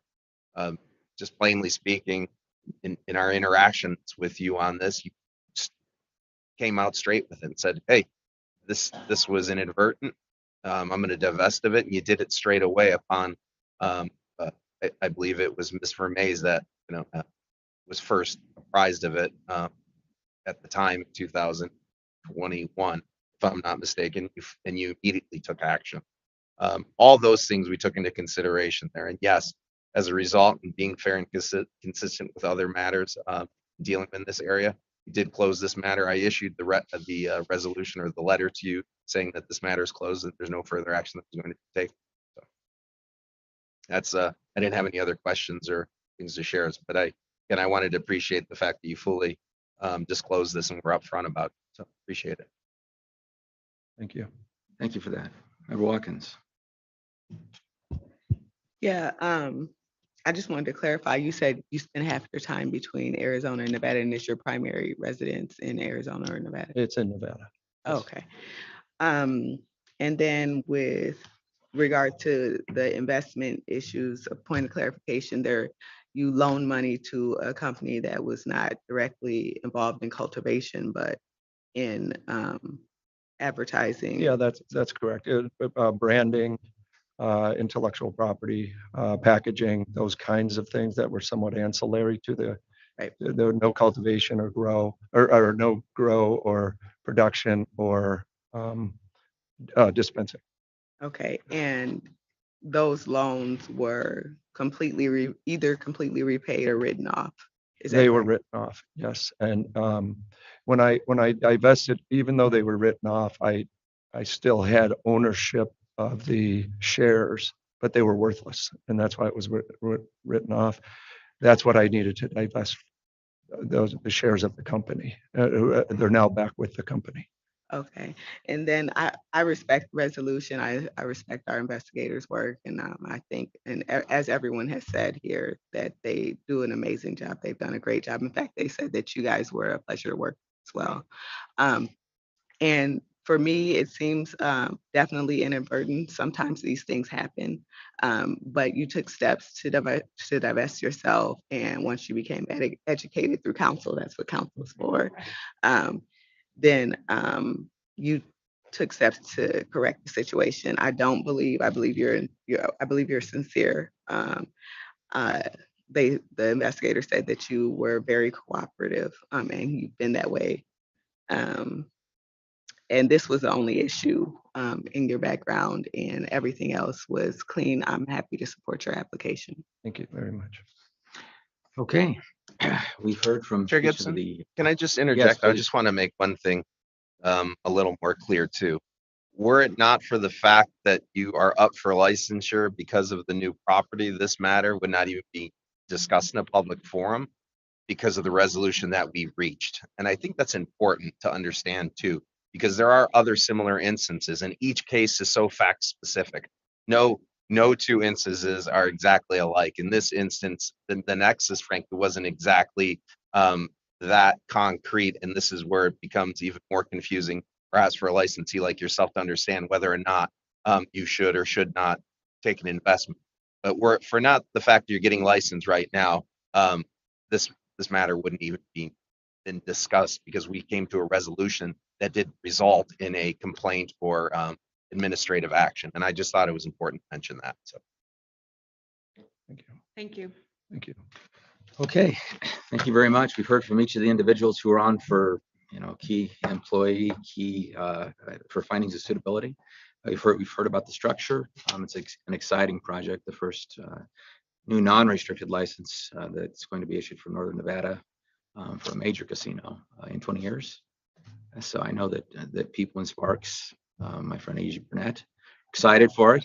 So it's wonderful. Congratulations, Mr. Cohen, to your team. I don't have anything further. If there are any further questions from my colleagues. I don't have anything further either. Okay. I just like to say I very much appreciate all of you all's work in the community. I think you're doing amazing things for the community and giving of your personal time and your money and developing a great project. I'm excited for the project as well and hope to one day be able to visit the Steakhouse. So I'm happy to support the applications. That's great. Okay. With that, I'd ask for a motion, please. Certainly, Chair Gibson. Before I make that, Mr. Burnett, there are a couple of standard conditions that you're aware of, I imagine. Yes, Member Katsaros, we're advised of 2 additional conditions, and then I'm also told that there are some conditions that came with the mint, sort of on a historical basis, that will end up either becoming moot upon commission approval and or our later applications to remove those. That's my understanding, but my motion at this point won't include those. It'll just include the 2 standard surveillance and key employee conditions at this point. Yeah, okay. Totally understand, okay. Member Katsaros. Thank you.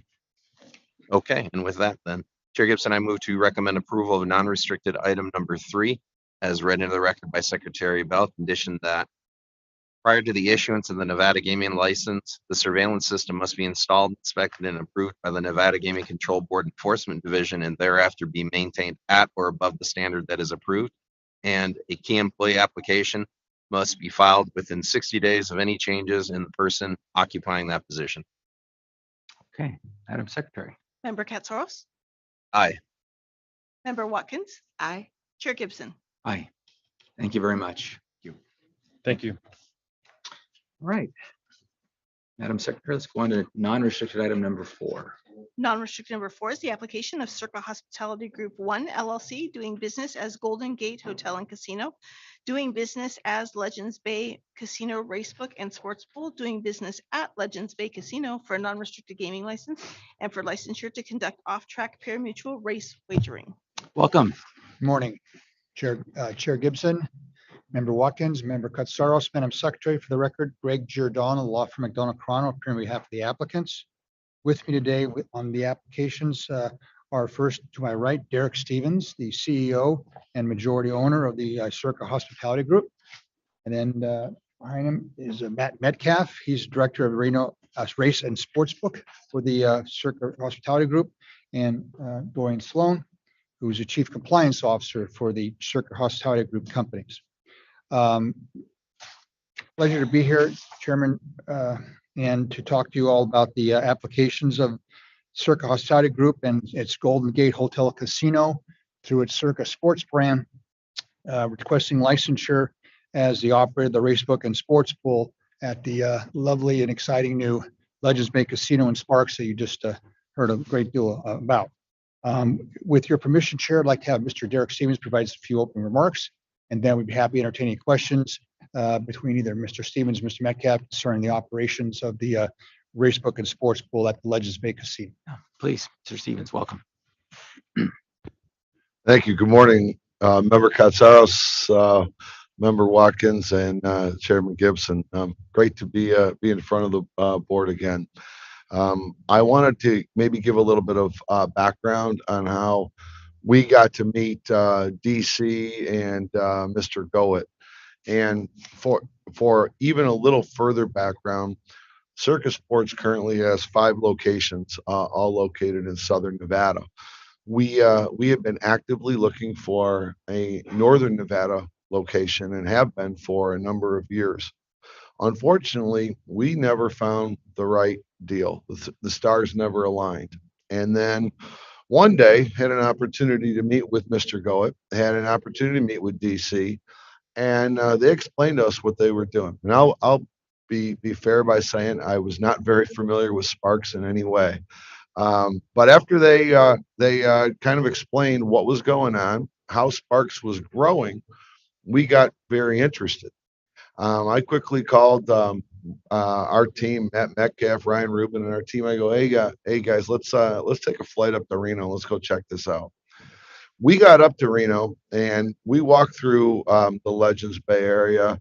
And if there was a little cloud above me, you would have seen my mind going, oh my gosh, look at this. This is going to be unbelievable. And I looked at Matt as we walked through this, and it feels like yesterday.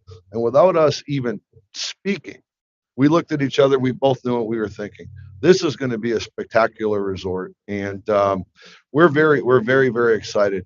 We like I said, we looked for quite a while to get into the Northern Nevada market, and I couldn't be more pleased with the team from Legends, with the project that's being put together. We're excited to bring some energy and bring Circa Sports to Northern Nevada, and really all the stars aligned. I, as Member Watkins, as you had said, I continued to learn about this project. The Steakhouse sounds unbelievable, and I really look forward to opening up here in Northern Nevada, our first investment in Northern Nevada for Circa Sports. Well, congratulations, Dan. No areas of concern were developed in the course of the investigation, so it's that part's easy. Congratulations for that. We've seen the schematic; it looks good. There's some conditions, of course, but I'd open it to my colleagues for questions.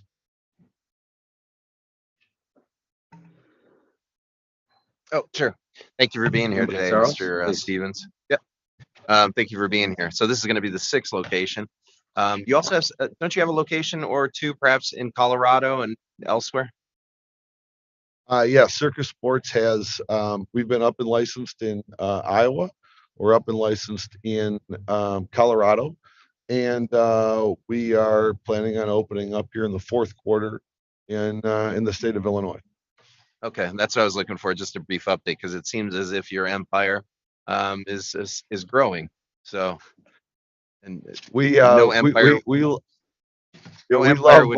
Nevada, but from a Circa Sports brand, we do want to grow into additional states, and that's what we've been attempting to do. Yeah, but no empire is going to be complete without something in Northern Nevada. That is correct. That is correct.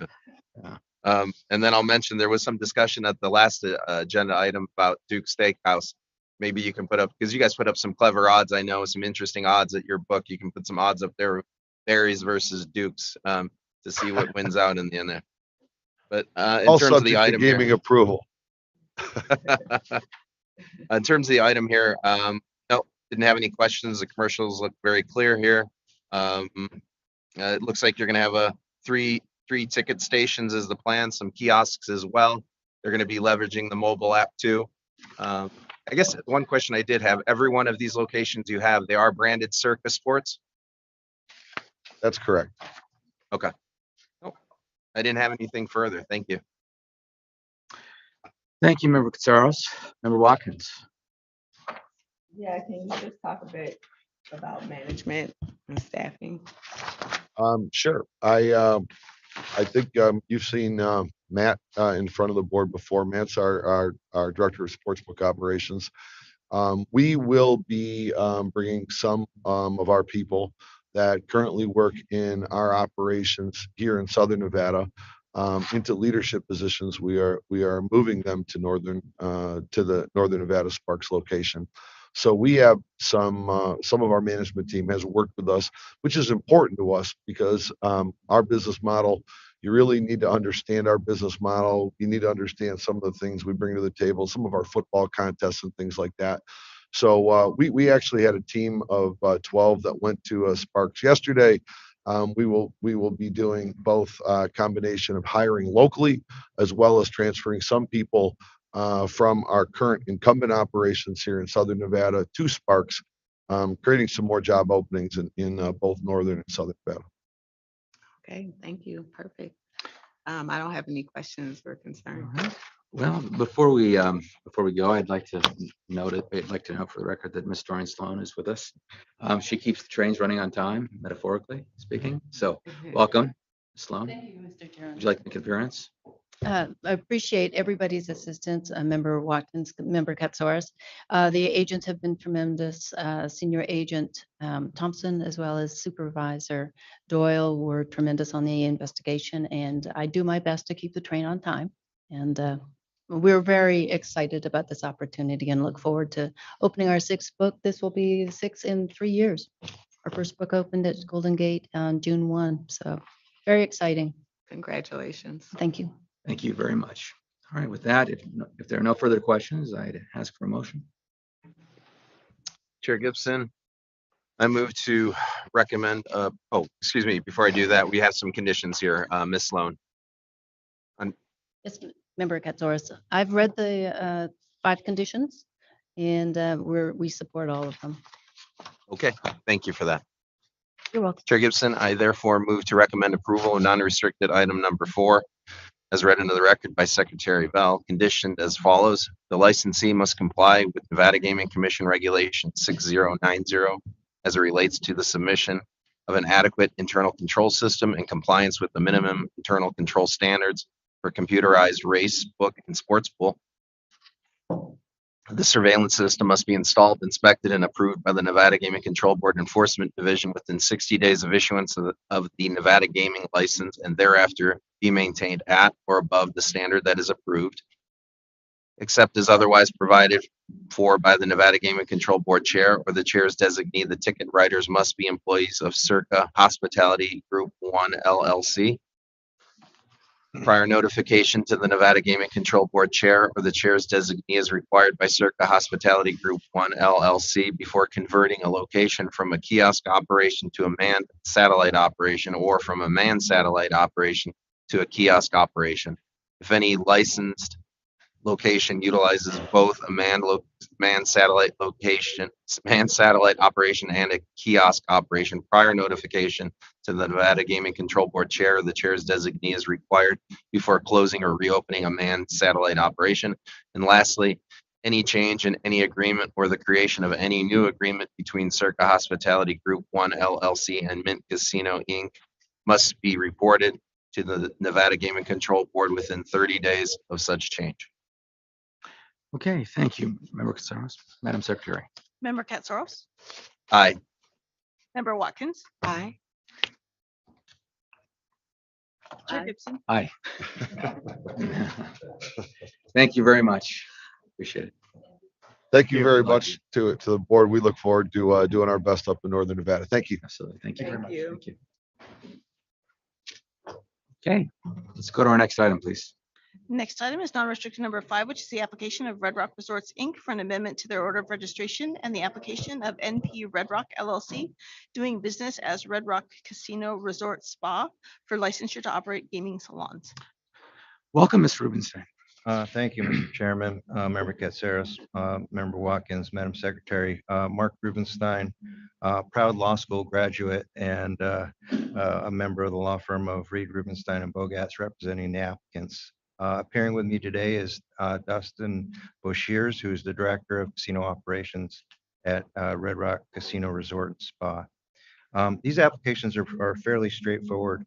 Redrock Casino is constructed and opened on Cinco de Mayo, a new high-limit table games area immediately adjacent to its casino, and has designated one area within that complex for use as gaming salons.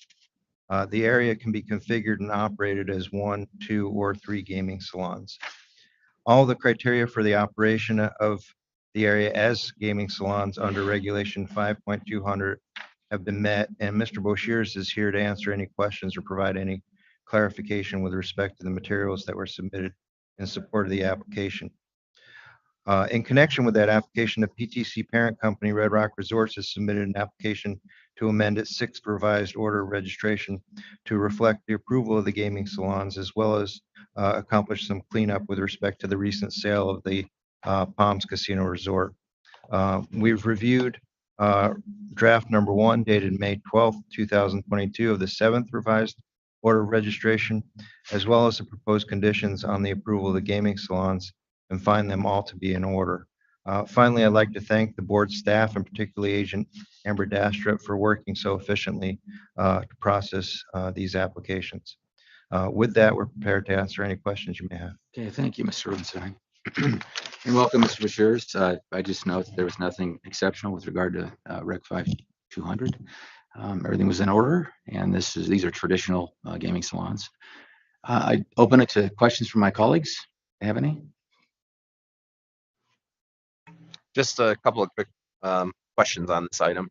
As Mr. Rubenstein said, it is straightforward, but just wanted to understand a couple of things. Is this going to be the first salons under the that Redrock Resorts has had in Nevada? Yes, that's correct. This is the first time ever. And then where did the idea or the demand, the perceived demand for this come from? Could you just educate me a bit here? Sure. So when we were operating the Palms and went after the kind of larger play that the Strip was more accustomed to, where players would actually play in salons on the Strip, we noticed that there was a demand at that point. We never got the chance to actually do the salons at the Palms, but once we reopened after COVID, we realized that there's a good demand for that kind of play. And that's when the decision was made to build this new high limit room and then include those salon areas. Okay, that was it.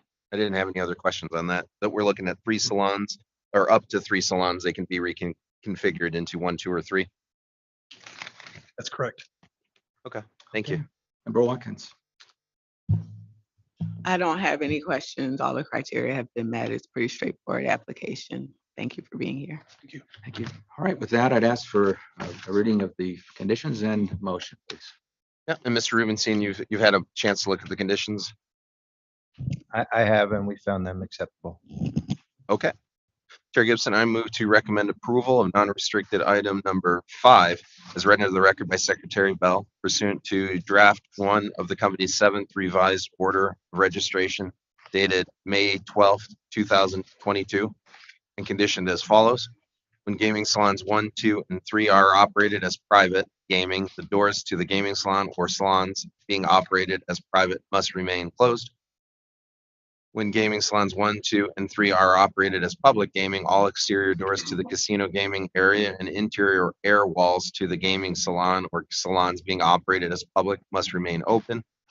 Prior to the commencement of gaming salon operations, the surveillance system must be inspected and approved by the Nevada Gaming Control Board Enforcement Division and thereafter be maintained at or above the standard that has been approved. Prior to the operation of gaming salons 1, 2, and 3, the entrance to the gaming salons must have signage that indicates the gaming salon is in public or in private use, and the signage must be inspected and administratively approved by the Nevada Gaming Control Board Enforcement Division. And finally, the number of gaming salons is limited to 3, and the number may not be increased without prior administrative approval of the Nevada Gaming Control Board Chair or the Chair's designee. Okay, thank you very much. Madam Secretary. Member Katsaros, Aye. Member Watkins, Aye. Chair Gibson. Aye. Thank you. Thank very you. much. Thank All right, Madam Secretary, let's go on to our next item, please. Next item is non-restricted number 6, which is the application of Rodney Turlin for licensure as a key employee of Tropicana Laughlin LLC, doing business as Tropicana Laughlin Hotel and Casino, and Harrah's Laughlin LLC, doing business as Harrah's Laughlin. Welcome. Morning. Would you like to Morning. state your name for the record, please? Rodney Turlin. Okay, welcome, Mr. Turlin. All right, so you're on for, let's see here, you're going to be licensure as key employee of Tropicana, so 2 properties in Laughlin, correct? Right. And you live in Henderson, right? So you stay on property when you're down there in Yes. Laughlin? Yes. Okay, good. First of all, I just say good morning, Chair Gibson, Member Watkins, Member Katsaros, and Madam Secretary. But yes, my name is Rodney Turlin. I've been in the gaming industry for 36 years. I was actually born in Sacramento, but I call Nevada my home since we moved here when I was 2 years old. And I'm very happy to be back in Nevada. I had a brief stint in Colorado as the general manager there, but I started off my career. Well, first of all, I'm married. I've been married for 25 years, but my wife and I have been together for 31 years. I have 3 children that I adore and 2 grandchildren that, I always laugh with my grandchildren because my kids always say, Dad, how come you aren't so excited when you see us anymore? And I said, well, when I see the grandkids, they say, Daddy, Grandpa, you're home. You guys are like, hey, Dad, where can I get $20, $30, whatever. But no, I just think that's fun. But I've been in the business for 36 years. I started off my career in 1986 at Circus Reno. I started off in valet parking. I stayed at Circus Reno until 1993. During that period of time, I was valet parking supervisor, valet parking manager, and then internal maintenance manager, which is like public area housekeeping. In June of 1993, I had the opportunity to go to Excalibur Casino and work down here in the South and gain some more experience. And then in May of 1995, my wife's father became ill, and I had the opportunity to go up and be part of an opening team at Silver Legacy Resort and Casino. And I was there for from 1993 to approximately 2015. During that period of time, I was the internal maintenance manager, hotel services manager. I was also the director of entertainment and special events, and also was and then became in October of 2015, I became when Eldorado Inc. acquired the other 50% of Silver Legacy and Circus. I became the executive director of entertainment and games marketing. And then I had the opportunity to go over to Circus in, let's see, that was in 2016. I had the opportunity to go to Circus and become the director of May of 2016, the director of operations, and then promoted in July of 16 as the vice president of operations for Circus. And then in January of 2017, I had the opportunity to go and was promoted to vice president of operations for all 3 properties, which now is under 1 gaming license. And then they asked me if I'd be interested in moving to Colorado in June of 2018. And I became the vice president and general manager of the Isle and Lady Luck up in Colorado. And then in April of 2020, I wanted to get back to Nevada. Nevada's my home. I had the opportunity to come down and be the vice president and general manager of Tropicana Laughlin. And then once the acquisition was complete with Caesars Entertainment, I became the senior vice president and general manager of Harrah's Laughlin and Tropicana. Well, I guess that's your way of saying that there's no part of a casino that you don't know how to operate or haven't had experience with. Yes, I was saying I was telling I graduated from Reno High School, attended Shasta Junior College and University of Nevada, Reno for a brief period of time. And I said, well, I need to get, I'm not going to get my education there. I might as well get my education in the gaming industry. So, and gaming industry has been extremely good to me. It's afforded me the opportunity to send all 3 of my daughters to college. I love this industry. I love growing talent. I look forward, subject to gaming approval.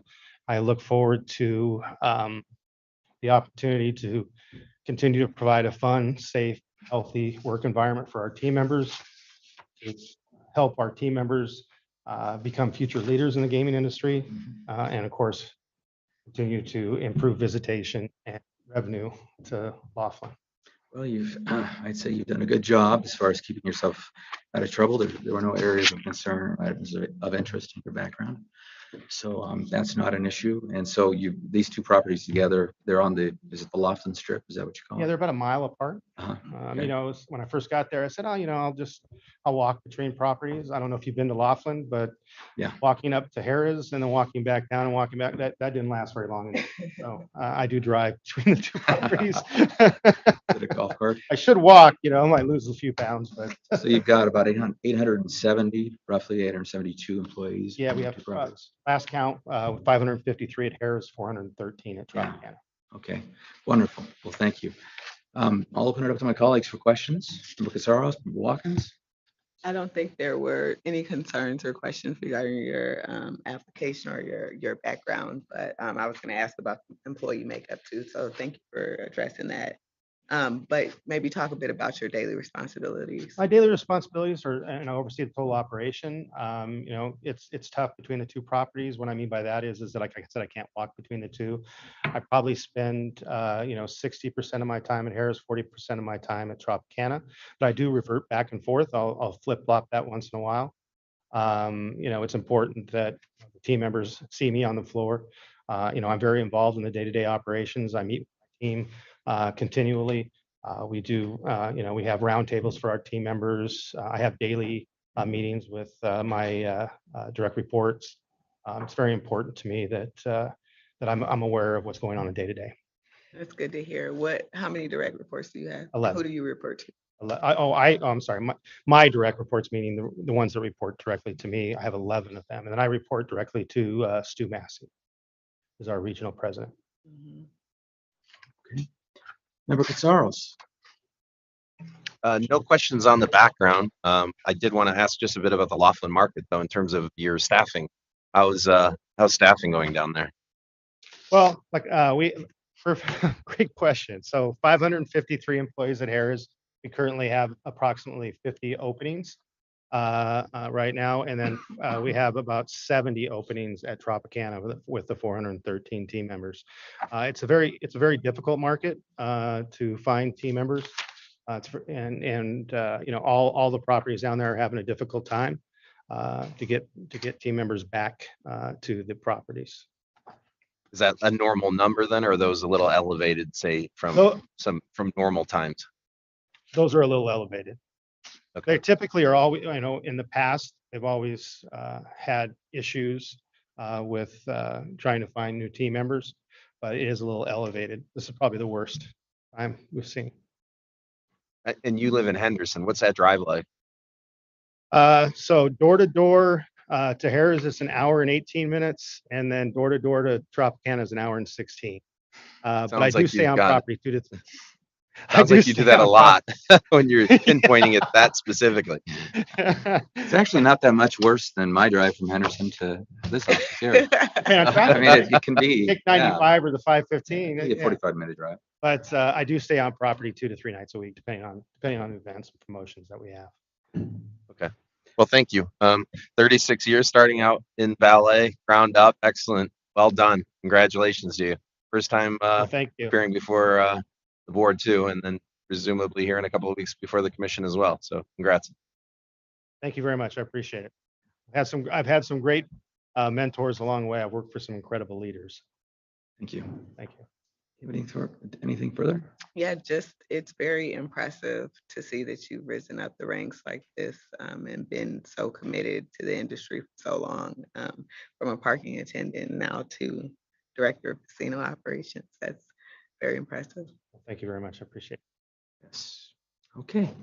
With that, I'd ask for a motion regarding Mr. Rodney Turlin. Chair Gibson, I move to recommend approval of non-restricted item number 6 as read into the record by Secretary Bell. Madam Secretary. Member Katsaros, Aye. Member Watkins. Aye. Chair Gibson. Aye. Thank you.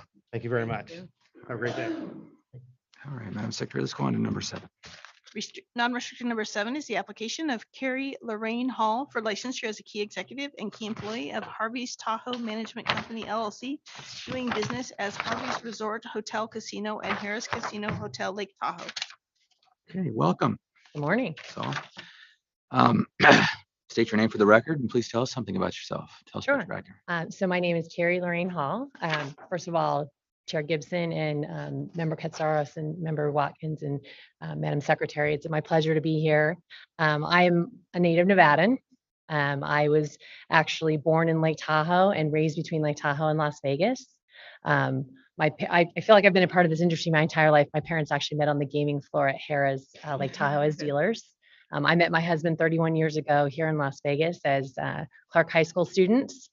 He is also a native Nevadan, and all 3 of my children were born here in Las Vegas. So very happy to be back where I have deep roots, not only in my home state, but in my hometown of Lake Tahoe. I'm a graduate of Arizona State University, so a lot of common themes here today, I heard. I started my career here just after graduation at Caesar's Palace as a front desk agent and worked my way through the hotel for a few years and then left briefly to become a part of the opening team of the Venetian, was there for a few years and returned to Caesar's. I worked at Caesar's Palace in the hotel side of the business until we were acquired by Harrah's in 2005, and then had the opportunity to work at a few of our hotels along the Strip, the Flamingo, Harrah's, what was Imperial Palace at the time, the Link.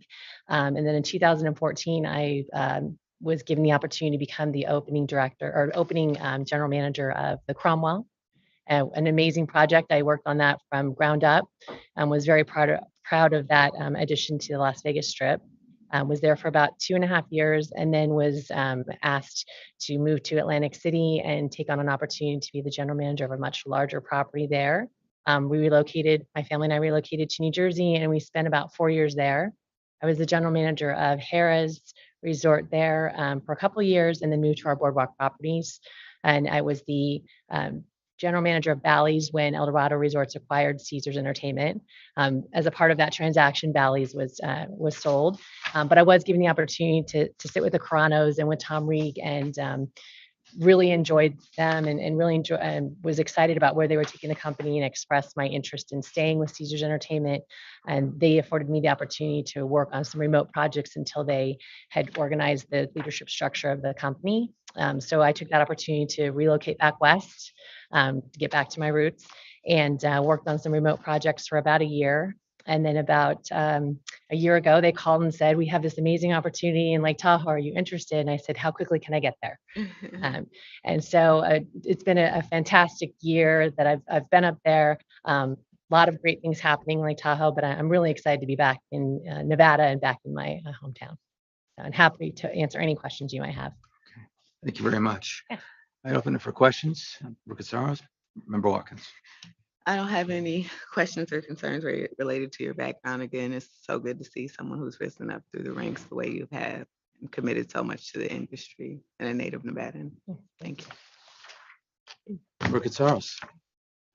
Thank you for being here today. I appreciate the opening affirmative from you today. I was just looking at your background as well, much like your colleague, 26 years and all with the same corporation. Well done. And being able to move back home to South Lake Tahoe too. Congratulations on that. The background came back clean. I didn't have any questions there. You mentioned that you were at the Cromwell. I didn't realize that was the transformation from Barbary to the Cromwell. I mean, what an amazing transformation. If you had your fingers all over that, well done there too. Because if people remember the before, they would be quite surprised with the result and the after, because it's a beautiful property there. So. Thank you. We had a little transition into Bills for a while. Sorry? Yeah, but thank you. We had a little transition from Barbary to Bills and then into Cromwell. So, but thank you. I'm very proud of that project. Thank you. Congrats. No, I'm happy to support your application today. You do some work in the community as well, don't you? I do. I'm very philanthropically minded. I'm really looking to get on to. Previously, when I was here in Las Vegas, I was part of Junior Achievement of Southern Nevada, FBLA board member. Very committed to philanthropic endeavors that support youth and women in our community. It's something I also did when I was in Atlantic City, and something I'm looking forward to getting more involved with in Northern Nevada. It's been a whirlwind of a year. We've had a lot of things happening up in Lake Tahoe between fires, and I do have to say I wanted to thank the commission and the board for a lot of the assistance that we got during the Caldor fire. With closing again the second time in a year, and really working with the community and with their operators up there to make sure that was as least disruptive as it could be. It could have been incredibly disastrous for us, and luckily, thanks to our first responders and a really good support from our regulators and from the community and the business. The businesses up there, it wasn't. So, but it's been a crazy year. So my efforts are to get back into that philanthropic mindset, and I'm on a couple of different got more governmental boards right now, but really looking to get back into my philanthropic roots. It's something I'm very passionate about. Okay. Thank you. Well, thank you for that. Okay, I'd ask for a motion from one of my colleagues if there are no further questions. Chair Gibson, I move to recommend approval of non-restricted item number 7 as read into the record by Secretary Bell. Madam Secretary. Member Katsaros? Aye. Member Watkins? Aye. Chair Gibson? Aye. Thank you very much. Thank you. Thank you. All right, we're going to take a 10-minute break, but before we go, because I don't want to save it to the very end. So our executive secretary, I'm taking some executive privilege here. This is her last meeting, and I just want to thank her for her professionalism, her patience, and for all the goodness that she's brought to the board and commission. She's been here since I was a chief DAG, so I've known her for some time, and she's outstanding. So thank you very much. Thank you. Okay. I just wanted to add that it's been a pleasure to work with you over the last year, Secretary Bell. You will very much be missed. I very much appreciate all of the professionalism that you've exhibited throughout my time here. You are one of the most organized people I've ever met. You keep us on time, you keep us straight, and you answer late night and early morning emails, and you're an amazing person to have worked with, and I'm glad to have the opportunity to have worked with you. Thank you. Thank you. I want to jump in here too. Secretary Bell, I can't see you right now, but hopefully you can see me on screen at least. I wanted to congratulate you. I had met you, but 20 some years ago when I was an agent just starting out here in 98. I think I met you shortly after that at one of what Carson City's finest softball fields. And I think at that point, at some point, I noticed that your license plate said second base. I'm like, what does that mean? I'm like, you play softball. You're a big softball player. I think you might want to consider changing it to home run now that you're getting to retire at such a young age and be able to enjoy the rest of your life without having to do the daily grind like we are going to continue to do here. But I wanted to say thank you for all your time here to this agency, to the state. I know when you leave, I'm going to inadvertently call whoever the next executive secretary, whoever that might be, is probably going to be referred to as Secretary Bell a time or two, and I'll correct myself. Because you've been here so long and you've been a staple of this board and this agency. And it was great to see you elevated from your earlier positions into the role that you have now. So thank you again. And well, I look forward to seeing you at the commission meeting here soon. Okay. Thank you. All right. Well, thank you. We'll go into remission for 10 minutes.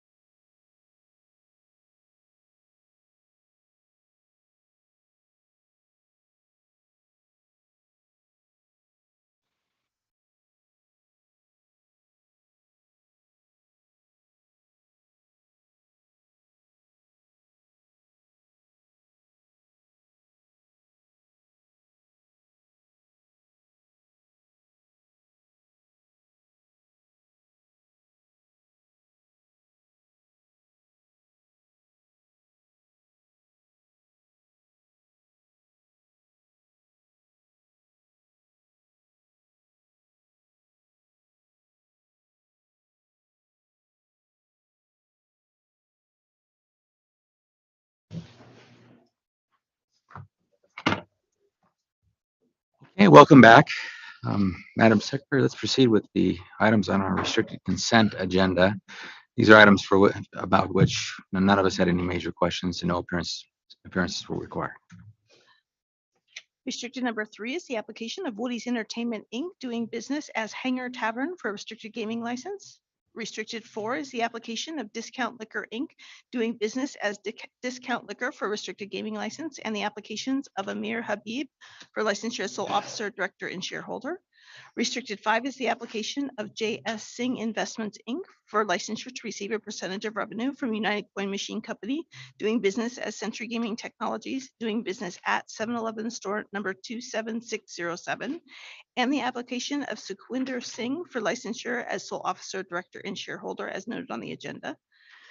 Restricted 8 is the application of RRJ LLC for a transfer of interest. Restricted 9 are the applications of Funston Family Limited Partnership for a transfer of interest, registration of Red Sky 2 Inc. as an intermediary company and sole limited partner. It's also the applications for finding a suitability of the Stephen L. Funston Separate Property Trust as sole shareholder and Stephen Lee Funston as sole officer and director of Red Sky 2 Inc.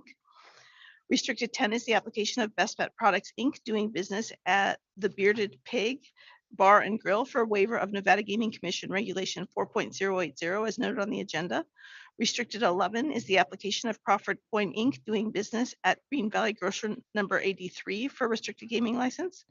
Restricted 12 is the application of Crawford Point, Inc. doing business at Green Valley Grocer number 73 for a restricted gaming license. Restricted 13 is the application of Jet Gaming LLC doing business at Terrible's number 386 for a restricted gaming license. And restricted number 14 is the application of Jet Gaming LLC doing business at Terrible's number 391 for a restricted gaming license. Thank you very much. Would either of you like to hold out or discuss any of these items? Sarah? Sorry, I think I couldn't hear you there, Chair Gibson. Would any of you either of you like to hold out any of those items? Nope, On the nothing consent? for me. Okay. All right. With that, I'd ask for a motion. Sure. I will move to recommend approval of restricted agenda items numbers 3, 4, 5, 8, 9, 10, 11, 12, 13, and 14 as read into the record by Secretary Bell, with conditions to apply as follows. For item number 4, a key employee application must be filed within 60 days of issuance of the state gaming license and thereafter be refiled within 60 days of any change in the person occupying that position. For item 10, the waiver of the provisions of NGC Regulation 4.080 in conjunction with the approval granted in December 2021 shall expire on the date of the regularly scheduled NGC meeting in December 2022. And for items 3, 11, 12, 13, and 14, the surveillance system and/or mirrors must be inspected and approved by the Nevada Gaming Control Board Enforcement Division within 60 days of issuance of the state gaming license, thereafter be maintained at or above the standard that is approved. Okay, Madam Secretary. Member Katsaros? Aye. Member Watkins? Aye. Chair Gibson? Aye. Thank you very much. All right, that brings us to the items that were held out. Let's go to restricted 1, please. Restricted number 1 is the application of PKYW Management LLC for a transfer of interest. I believe we have Mr. Fine appearing via Zoom. Okay. Let's let him queue in. Was there anyone else? I don't see Mr. Gutwald or Mr. Reyes. Mr. Fine. Okay. Mr. Fine, are you with us?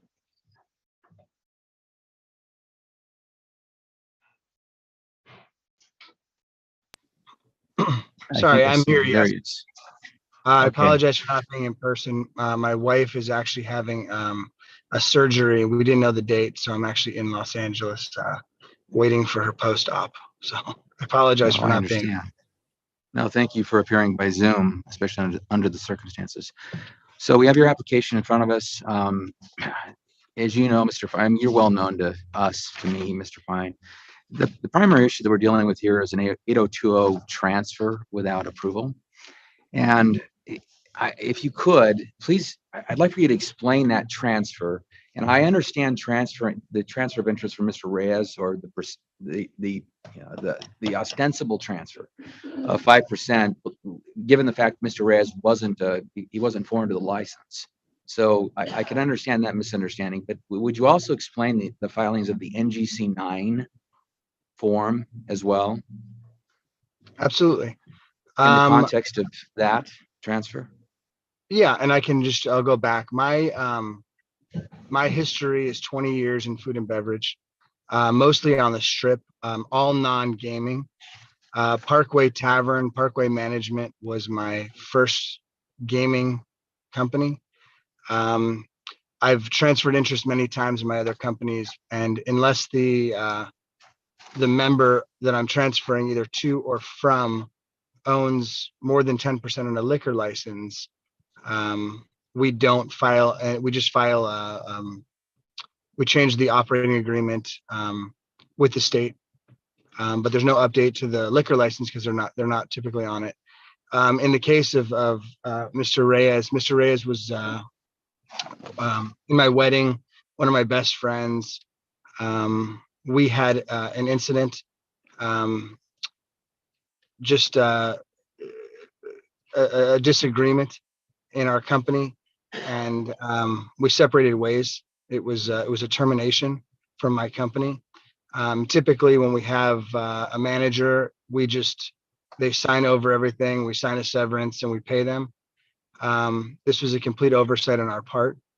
And when I hired my new controller, who's not new anymore, he was filing the forms, the annual forms, and he recognized that Matthew Reyes was still on the gaming license, and he brought it to my attention, and we immediately called the Gaming Control Board because we knew we had done. He explained to me that any transfer at all, 1%, 10%, 0.5%, has to be approved by the Gaming Control Board. And even though this was a termination, and he was just signing everything over to us, it was still a transfer.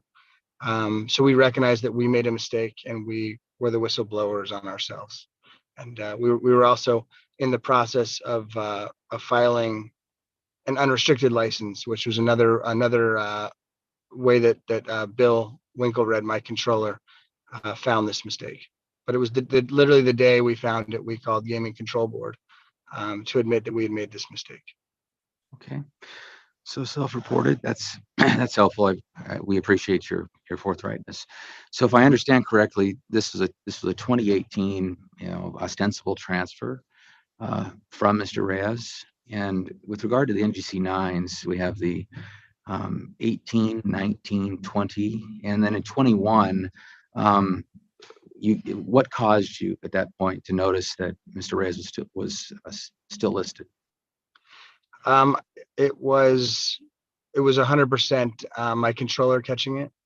We have a multiple that were coming through, and it was an incidental that we saw that Bill saw that this was still on the documents, and that was when it was brought to my attention. Yeah, and the reason I'm asking these questions is they go to intent. And so is the document pre-populated, NGC 9? That is with names. I think they just sent it, the Gaming Control Board just sends us the forms, and we sign them with our taxes quarterly and then annually, I think. Okay. Yeah, that's what I'm getting at, is the fact that it's pre-populated. The name would be included on there unless it was otherwise taken off. Oh yeah, or there was no absolutely, yes. Okay. All right. And so your interest in a non-restricted light or casino caused you to take a look at your filings. Your controller noticed it and notified the GC at that point. Is that correct? Roughly accurate? Okay. Correct. And it was me that contacted the Gaming Control Board. It wasn't. Oh, you. It wasn't our controller. Yeah. Thank you very much. It's fine. I'll open it to my colleagues for questions. I just wanted to better understand the filings in 2018, 2019, and 2020 of the NGC 9s better. Is it that you had an old controller and the old controller was continuing to file Mr. Reyes? As far as I know, that they were just they were filing, they would get the emails from the Gaming Control Board, and they were just filing what was there. And obviously my former controller is not with us. I can't speak to if she was reviewing the documents or not, but it is. So I'll rephrase. Did you get a new controller in 2021? I had a new controller in 20. Yes, absolutely. Okay. So it was an old controller who was continuing to file the forms without actually reading through them, or maybe not even understanding your business. Is that correct? Yes. It's my assumption. These were submitted by the controller at the time. So for the previous years. Okay, that's helpful. Thank you. Hello, Mr. Fine. I hope everything goes well with your wife's surgery today. But thank you for appearing via Zoom. Yeah, I'll just thank you and thank you echo. for understanding. Yeah, no, I'll just echo the comments here. You got to be diligent in filing these. We've got a couple of years where we got inaccuracies being submitted to us, but I do appreciate the self-disclosure and the self-reporting. We need that to occur, so thank you to, I think you said you were the whistleblower on yourself. I wouldn't go that far to say it was that egregious, but it is definitely egregious still that, we've got incorrect filings being submitted to us and attested that the information's accurate. In fact, it wasn't. So please just be diligent, more diligent in the future. I will note that you've been licensed at least, 7 different locations. At least the information I have before me. There might be additional. I'm just looking at a snippet of some of the locations that you have. So you are known to us. I don't know you to be, or I don't feel that you've been a sort of serial violator in any way. So I'll just consider this a blip on the radar. Thank you very much. I don't have any other questions, Chair Gibson. Thank you. Thank you. All right. Well, given the circumstances, just for the record, for anybody listening, we see these 8020 violations, that is transfers without approval, on a fairly regular basis. It is a violation, and it's a serious item too. So we just note to you, Mr. Fine, and to the audience that's listening, that they need to pay attention. Can't transfer any interest without approval, recommendation of the board, and approval of the commission. Beyond that, NGC 9s are documents that have to be correct. It's a critical filing document for us. We keep track of lots of different pieces of information. It's a function of the NGC 9. So that's something else that's an obligation of the licensee to check. And whether it's pre-populated or not, it's got to be accurate. I don't, as Member Casaros noted, you're not a serial offender. You've been a good licensee, and you're active. And someone that I think has upstanding integrity. So I don't see a need for a condition. I'll turn to my colleague, Watson, to ask her. I would concur, and I don't see this oversight as something that was intentional. I think it was inadvertent. It was done by an older controller, and I think the fact that the new controller caught it suggests that that there was a lack of intent. Okay. So with that, I'd ask for a motion, please. Chair Gibson, I move to recommend approval of restricted item number 1 as read into the record by Secretary Bell. All right, Madam Secretary. Member Katsaros. Aye. Member Watkins. Aye. Chair Gibson. Aye. Thank you very much.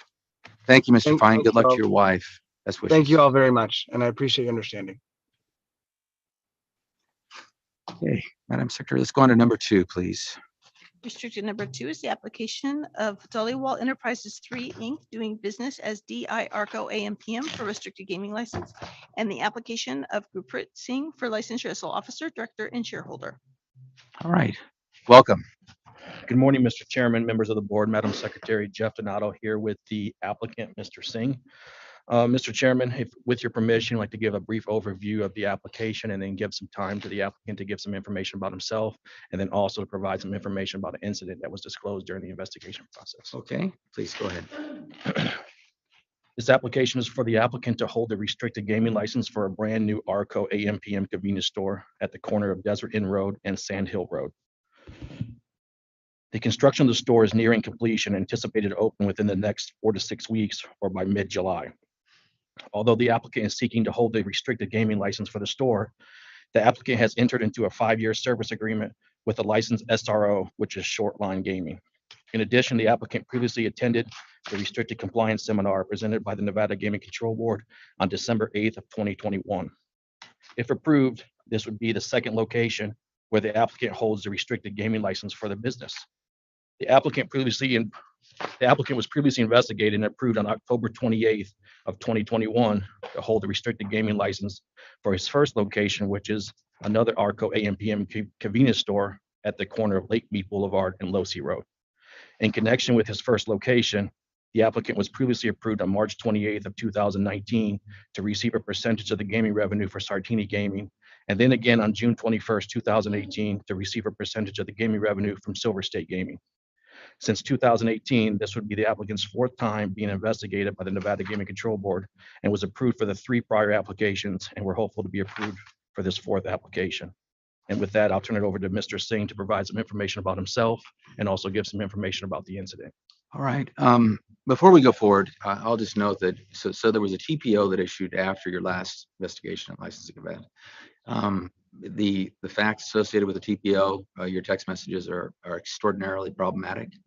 My colleague, Member Watkins, has asked for all service calls to your location. And that's something that our investigators will not get through over the next, at least not today. So I just asked Member Watkins, would you like me to refer this back to staff until we get that finalized? Yeah, so I'll just say directly that I'm concerned about the domestic violence incidents, the nature of the text messages, and the past history of domestic violence also, and allegations of reacting violently to situations which I don't have an adequate understanding of to proceed. Okay, with that, rather than have you, go forward and make a statement yourself, I'll refer it back to staff as chair, and we'll see you back once our investigators have gone through all of the documentation. Okay, thank you. Thank you. All right, Madam Secretary, let's go on to our next item, please. Next item is restricted number 6, which is the application of United Coin Machine Company doing business as Century Gaming Technologies, doing business at 711 store number 20687 for a restricted gaming license. It is also the applications of Kappa SF LLC for licensure to receive a percentage of revenue from Century Gaming Technologies, and the applications of Angad Marouk and Kamal Marouk for licensure as a member and manager as noted on the agenda. Okay, welcome. Good morning, Mr. Chairman, members of the board, Madam Secretary. Jeff Donato here with the applicants, Mr. Marouk and his mother, Mrs. Marouk. This is the first time before the Nevada Gaming Control Board, so with your permission, I'd like to give them an opportunity to provide some information about themselves. Yes, please do. Please step forward. State your names for the record. And just note before you begin that there's nothing problematic in your background. It's just that this is your first time being licensed. And we always want the new applicants to come before us and get a chance to meet them and them us.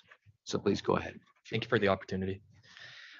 So my name is Angad Marouk, and just a little bit about my background. I do have a bachelor's degree in biology, and then after that, I did a graduate degree in biotechnology, and then also my MBA, Master's in Business Administration. So that's my education background, and as far as my employment history goes, started out small, working at like a clerk at Macy's, but as my education progressed, so did my career level. And currently I work for a biotechnology company with flexible hours, and I work remotely. And me and my mom are very excited for this opportunity, and it's just a little bit about me. So I'll turn it over to my mother. Okay, welcome, ma'am. How are you? Good morning. My name is Kamal Marouk, and I'm from India, and I study over there for home science for bachelor degree. And then I moved over here in California. Then I work in surety property management as a assistant manager. And after then I moved over here and then I worked with 7-Eleven with my husband. And now I'm applying for my own 7-Eleven. Thank you very much. You're welcome. So, Mr. Marok, so you work for Amgen, which is a well-known biotech company, and do you do bioinformatics, or what do you do?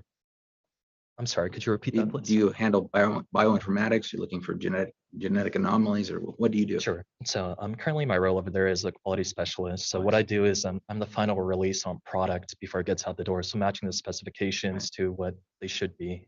And then just making sure that we're on top of a quality ready platform. So Okay, wow, that's exciting. Wonderful. Okay, I'll open it to my colleagues for questions, please. I don't have any questions or concerns, and assuming this is approved, I would just like to say congratulations, and you have my full support.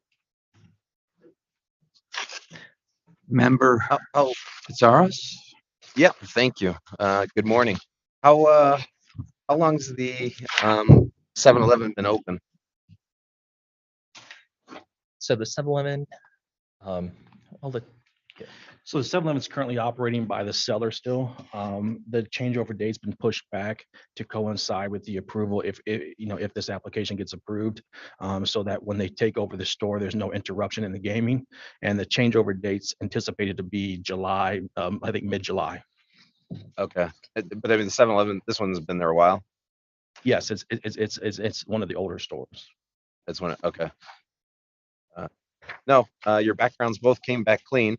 And just part of our process, both of you being considered for licensure for the first time, that we come to have you visit us here, and then similarly the commission likewise will most likely have that as well for you. But I didn't have any questions. Thank you very much for your presentation today. Okay, thank you very much. With that, I'd ask for a motion. Let's see what number we have. Is this number 6? Chair Gibson, I move to recommend approval of restricted item number 6 as read into the record by Secretary Bell. Madam Secretary? Member Katsaros? Aye. Member Watkins? Aye. Chair Gibson? Aye. Thank you very much. Thank you very much. And good luck to you. All right, Madam Secretary, let's go on to our next item, please. Next item is restricted number 7, which is the application of Ashmika LLC for licensure to receive a percentage of revenue from Sartini Gaming LLC doing business at 7-Eleven store number 20145, and the applications of Devangi Vashi and Shmeet Gandhi for licensure as member and manager as noted on the agenda. Okay, welcome, both of you. Good morning, Mr. Chairman, members of the board, and Madam Secretary. Jeff Donato here with the applicants, Mr. Gandhi and his wife, Mrs. Vashi. Again, this is the first time before you and have been in Nevada Gaming, so I'd like to give them an opportunity with your permission to give some information about themselves. Okay, please. Hello, my name is Smith Gandhi. I came from India as a student to UNLV. I did my bachelor's of science in hospitality management. That was my education. I did little bit of helping at Mint Indian Bistro, and then got promoted as manager at an Indian restaurant. Currently, I own an Indian restaurant myself in Henderson. It's called Taj Palace Indian Cuisine, and we both are excited for the 7-Eleven since my partner at Taj Palace has a multiple 7-Eleven, and it's one of the business that we were looking forward to work together actually. Thank you. Thank you. Welcome. Hi, my name is Devangi Vashi. I moved from India in 2010. I did my schooling here, 11th and 12th. I was going here for my college degree, but I never received one. But I was working for several retail stores before. I worked for Dunkin' Donuts. From there, I worked for Walgreens, and then I moved to CVS as a pharmacy tech. And then I started working at 7-Eleven at our partner store, and I also worked in Intermountain Healthcare as a pharmacy technician, and currently I'm working at my 7-Eleven. Wonderful. So if I can ask a question, just unrelated to everything, what was it like being a pharmacy tech during COVID?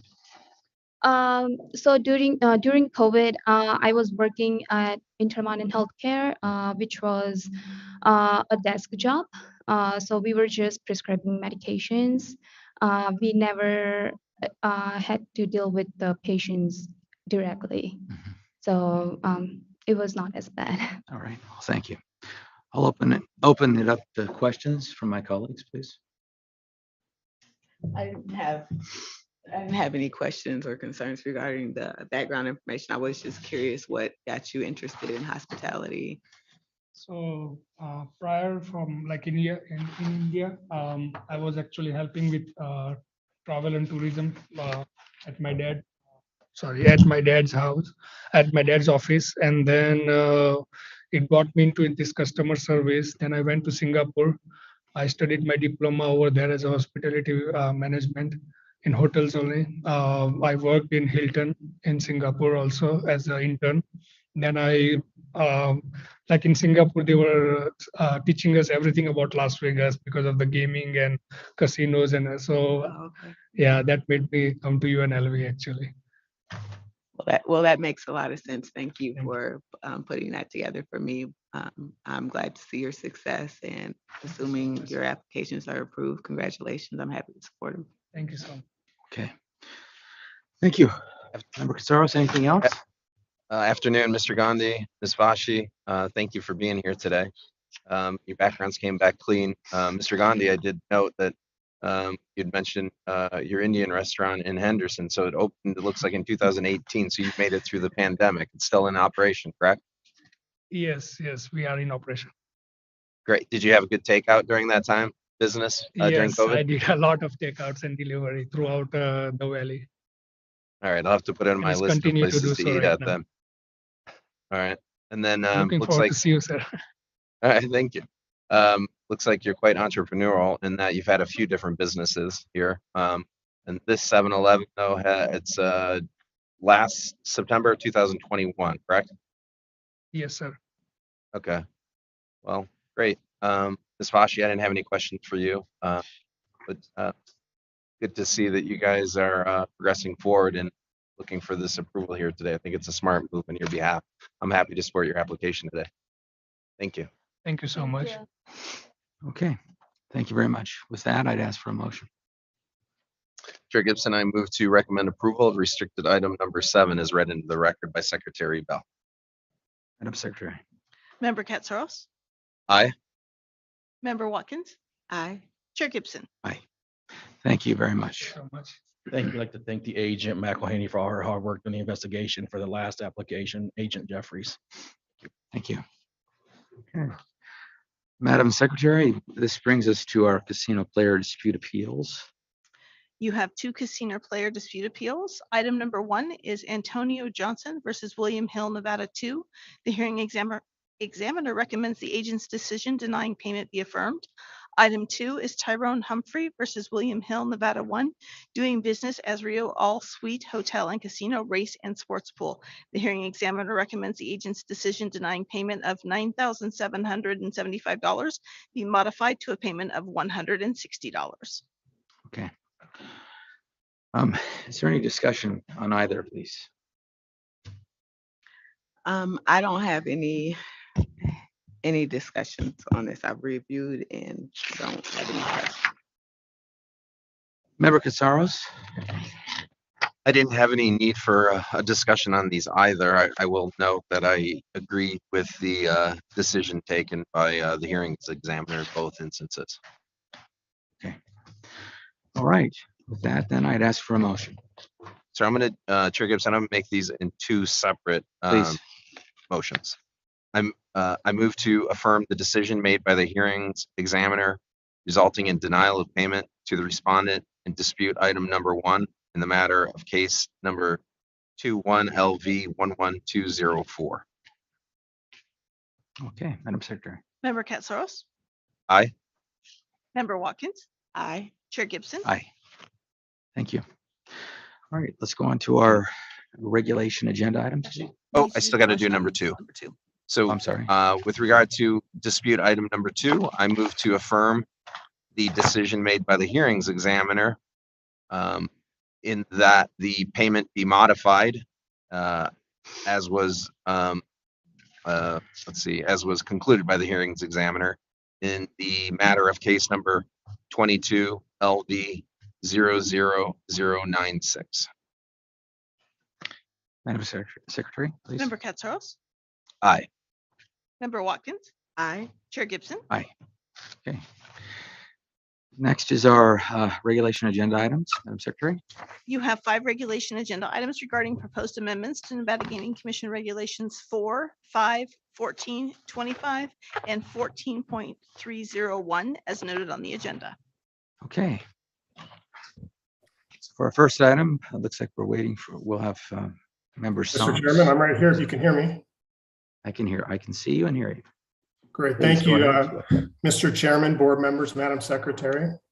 I'm Mike Somps with the Attorney General's Office, and as Madam Secretary read into the record today, you're considering some proposed changes to regs 4, 5, 14, and 25.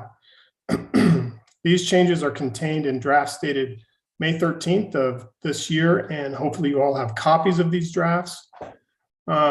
In addition, I will say that these drafts have been posted to the board's website since, I believe, May 16th of this year. Now you can see that there are two drafts of proposed changes to Reg 14, and I'll address the changes to Reg 14.301 at the end of this presentation because all of the other changes you're considering other than that reg pertain to registrations. So the 14.301 changes are basically along for the ride since we're doing this today. Mr. Chairman, what I propose to do is I'll provide some background for these proposed changes related to the registrations, and then I'll go through all the changes, including those being made to 14.301, and finally I'll answer any questions you have. Does that work for you? Yes. Yes, please go ahead. Okay. So during the 2021 legislative session, some statutory changes were made through the passage of Assembly Bill 7 specific to registrations of associated equipment manufacturers and distributors. And as a result of those statutory changes, regulations are required to be adopted that require not only manufacturers and distributors of associated equipment to be registered, but also persons having a significant involvement in the manufacturing or distribution of associated equipment. So with the passage of Assembly Bill 7, the process was started with Diane Presson and Ms. Keel from the Investigations Division to adopt the necessary regulations to effectuate the bill. However, the Investigations Division decided to take this opportunity to make some broader additional changes that are designed to create what amounts to a one-stop location for how registrations will work for 4 different types of registrations that are handled by the Investigations Division. That would be registrations for manufacturers and distributors of associated equipment, service providers, independent agents, and independent hosts. These 4 types of registrations have generally similar requirements. So the goal is to consolidate these requirements for these different types of registrations down into one place, at least to the extent possible. So that brings us to the drafts that are before you, and these have been developed with the help of the Investigations Division and under the direction of Member Katsaros. First, we'll take a look at a new reg is 4.200, and this really addresses the how for these registrations. First, in subsection 1, it sets forth that those persons required to register pursuant to regs 5240, 5345, 14020, and 25020 must follow the requirements of Reg 4200 to the extent not inconsistent with those listed regs. In subsection 2, the board is to maintain a list of persons who are registered and publish the list on its website. And this is something that is largely being done already. Additionally, if a registration is objected to or canceled, the board is to make available to licensees notice of that fact. And what's anticipated with that is that it would take the form of an industry notice or written industry notice that's sent out electronically. In subsection 3, this contains the requirements of what must be included with a registration application. And this is generally similar to what is already required. But I'll note that in regards to the fees, that the application fee for these registrations will be a uniform $500 that is non-refundable. For the investigative fee, what we're looking at doing is leaving this to the discretion of the chair, and it would depend on the type of registration. Going on to subsection 4, that requires a person registered or a person applying for registration to report changes to information that is required to be submitted within 10 days of a change. The board chair can require a new registration if there is a change of ownership. Before I move on from subsection 4, I would like to point out what I think is an appropriate change just for consistency purposes. In there, on the very first line, it uses the word filing, and I think that probably a better word would be application because that's what's used elsewhere. Next, going on to subsection 5, this sets forth that a registration expires after 5 years. It will be renewed if a completed application is received by the board prior to expiration. If it's submitted within 60 days of expiration, there could be an additional investigative fee. And with subsection 5, I'd also like to make some tweaks there if it's acceptable to the board. And this is just to make sure that the language matches what we intend. First, I think the word timely should be removed. That's down there in the 5th line. Otherwise, what I'm concerned about is if the renewal application is submitted within the 60 days of the expiration window, it could be considered untimely, and that would result in a lapse of the registration possibly. So that's not what's intended. Instead, to the extent there's a consequence to submitting an application, say a couple of days before it expires, the consequence would be some additional investigative fees. So coupled with that change in the last sentence of subsection 5, we'd like the additional investigation fees to be discretionary as opposed to mandatory. So we'd like to change the word may, or I'm sorry, the word shall to may. So hopefully that all makes sense. Happy to answer any questions on that. Okay. Going on to subsection 6, that sets forth the process for the board chair to object for any cause deemed reasonable. And then post-registration, subsection 7 sets forth the process for the board chair to cancel the registration, but under very specific circumstances. So the person's convicted of a felony, they're convicted of illegal activity on the premises of a licensee, or they fail to comply with drug testing, or the person has a positive drug test. Subsection 8 establishes that an objection or cancellation can be reviewed in accordance with Commission Reg 4. Subsection 9 sets forth that a registration is a revocable privilege and judicial review is not available for objections or cancellations. Subsection 10 sets forth that if the board objects to or cancels a person's registration, it's an unsuitable method of operation for a licensee to have any agreements with that person for services that require the person to be registered. And then the final subsection 11 creates a process for a person to withdraw their application for registration. So that takes care of Reg 4-200. Turning the page to or the other draft of Reg 5.240. The first change there is the last sentence in subsection 3. That's deleted, given that that's covered in Reg 4.200.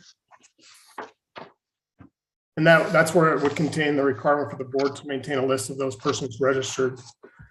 Next, in subsection 5, there's language there that is deleted because it's not necessary. In subsection 6, we're making some changes to which individuals involved with a service provider must be registered. The current language is causing some problems in capturing individuals who may not need to be captured, depending on the business entity that's involved.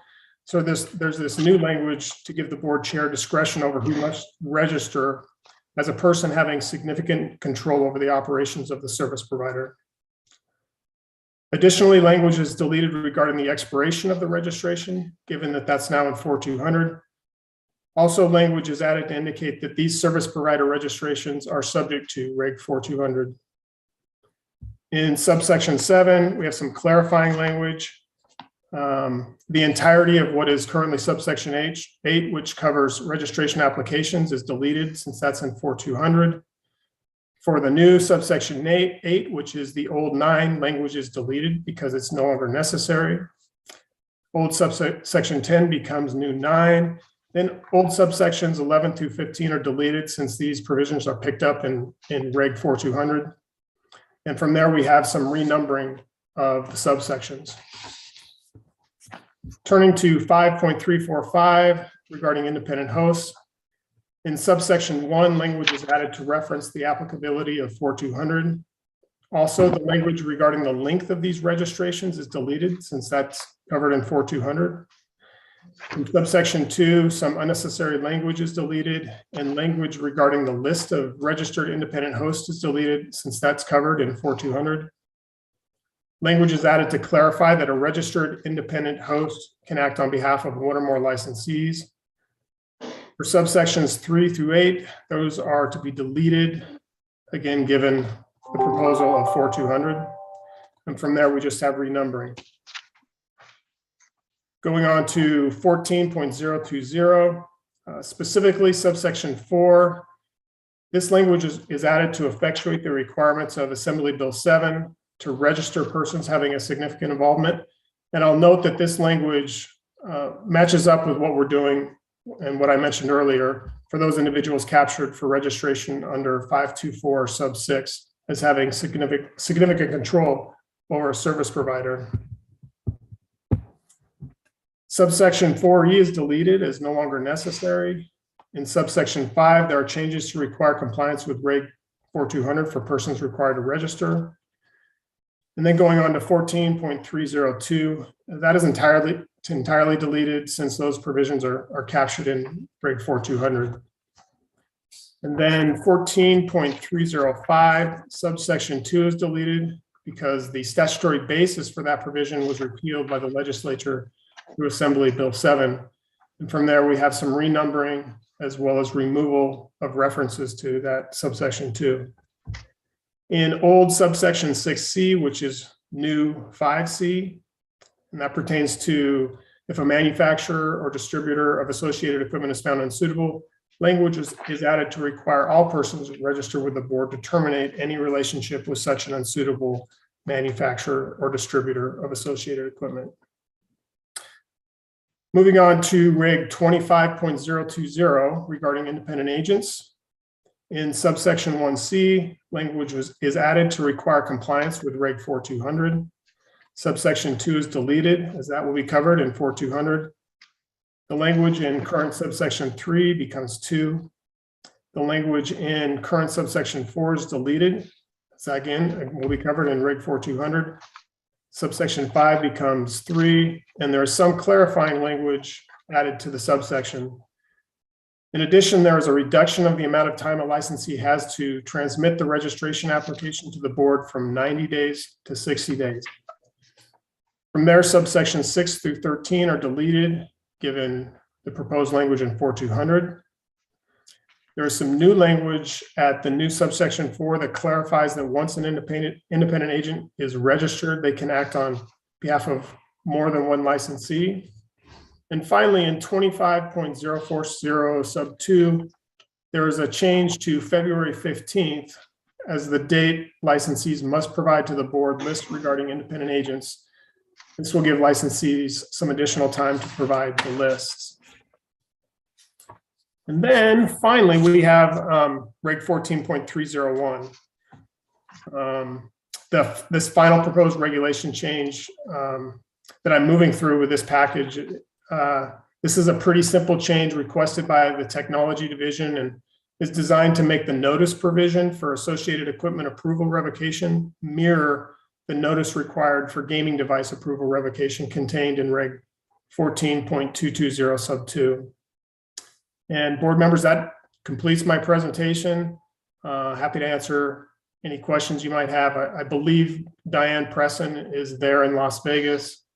And I also believe Mr. Eberwein is available regarding the changes to 14.301.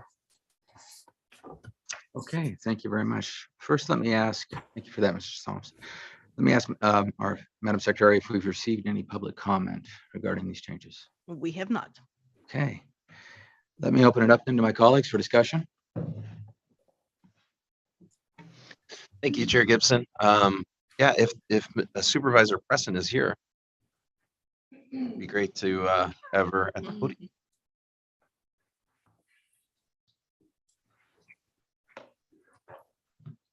Good afternoon. How are you? Hello, I'm good. Diane Preston, Nevada Gaming Control Board.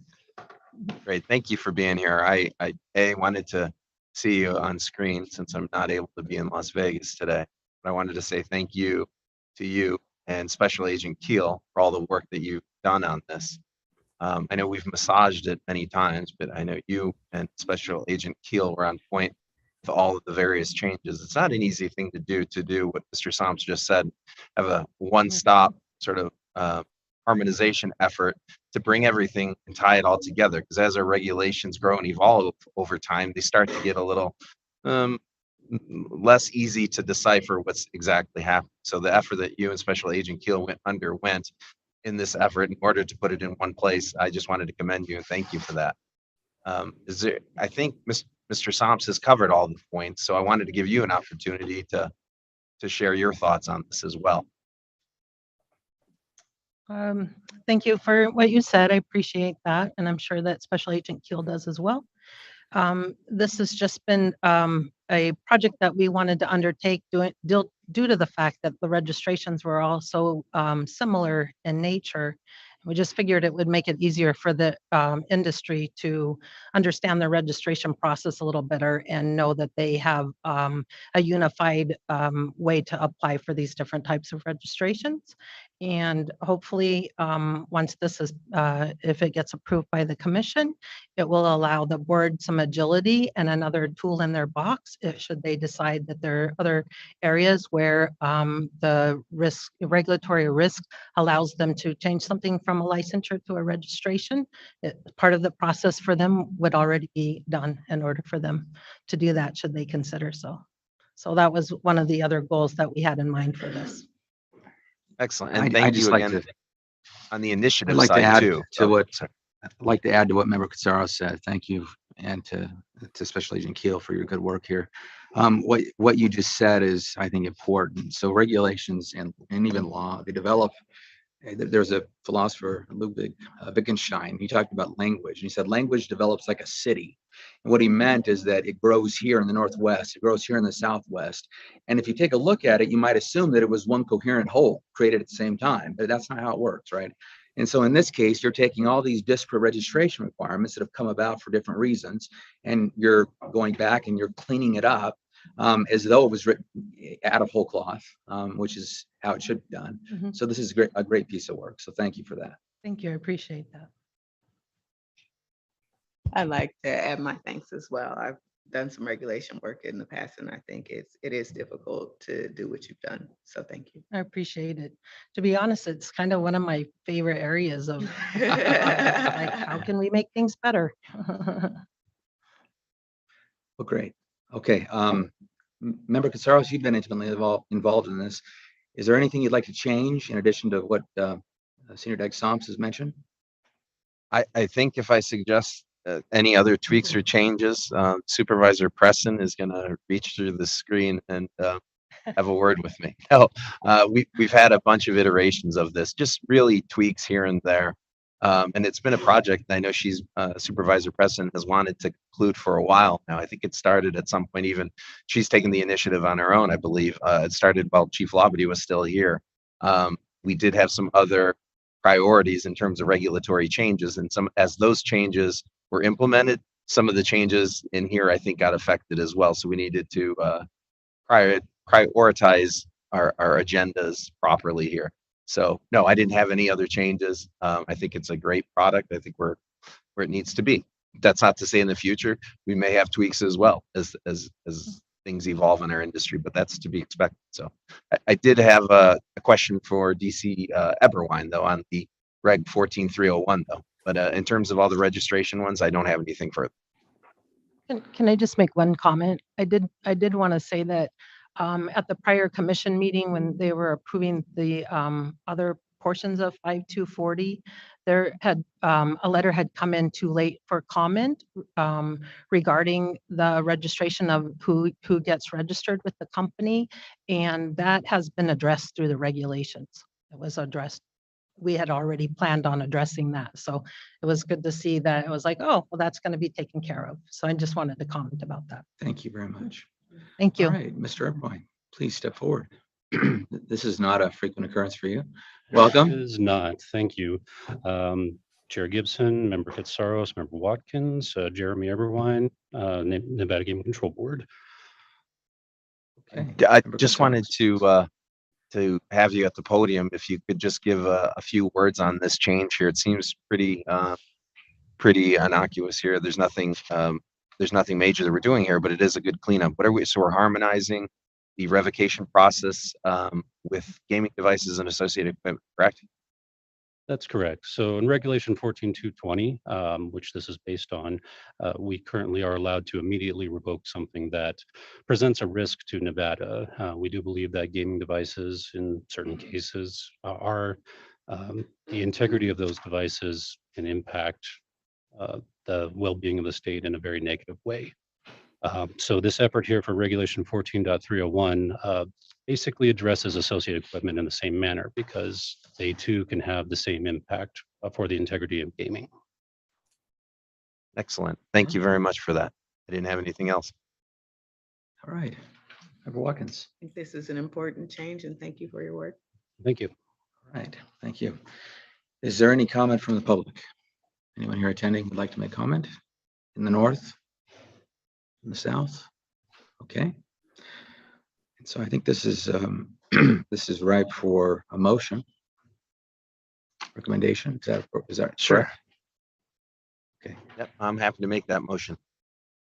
Chair Gibson, I move that the board submit to the Nevada Gaming Commission for their consideration and adoption the proposed amendments to regulations 4, 5, 14, and 25 that are before us.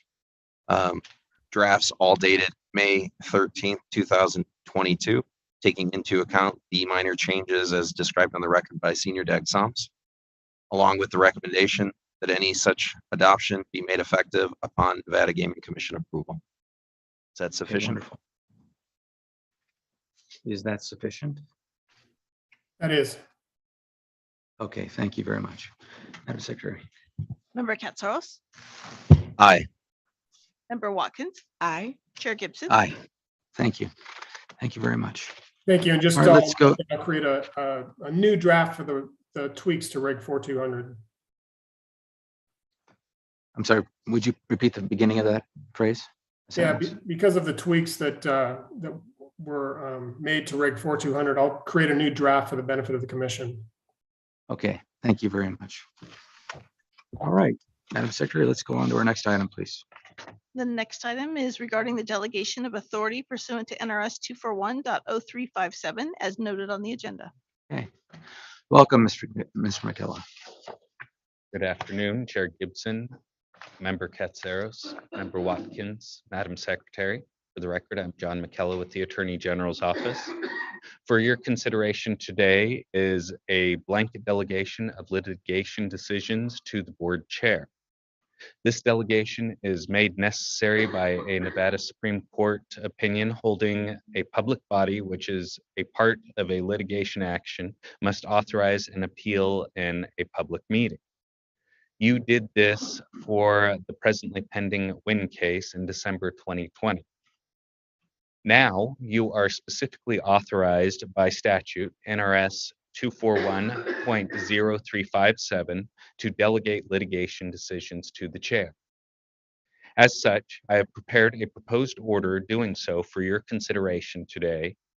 This order also allows the board to suspend the delegation for specific cases and also allows any member of the board to bring a litigation decision by the chair before the entire board for consideration.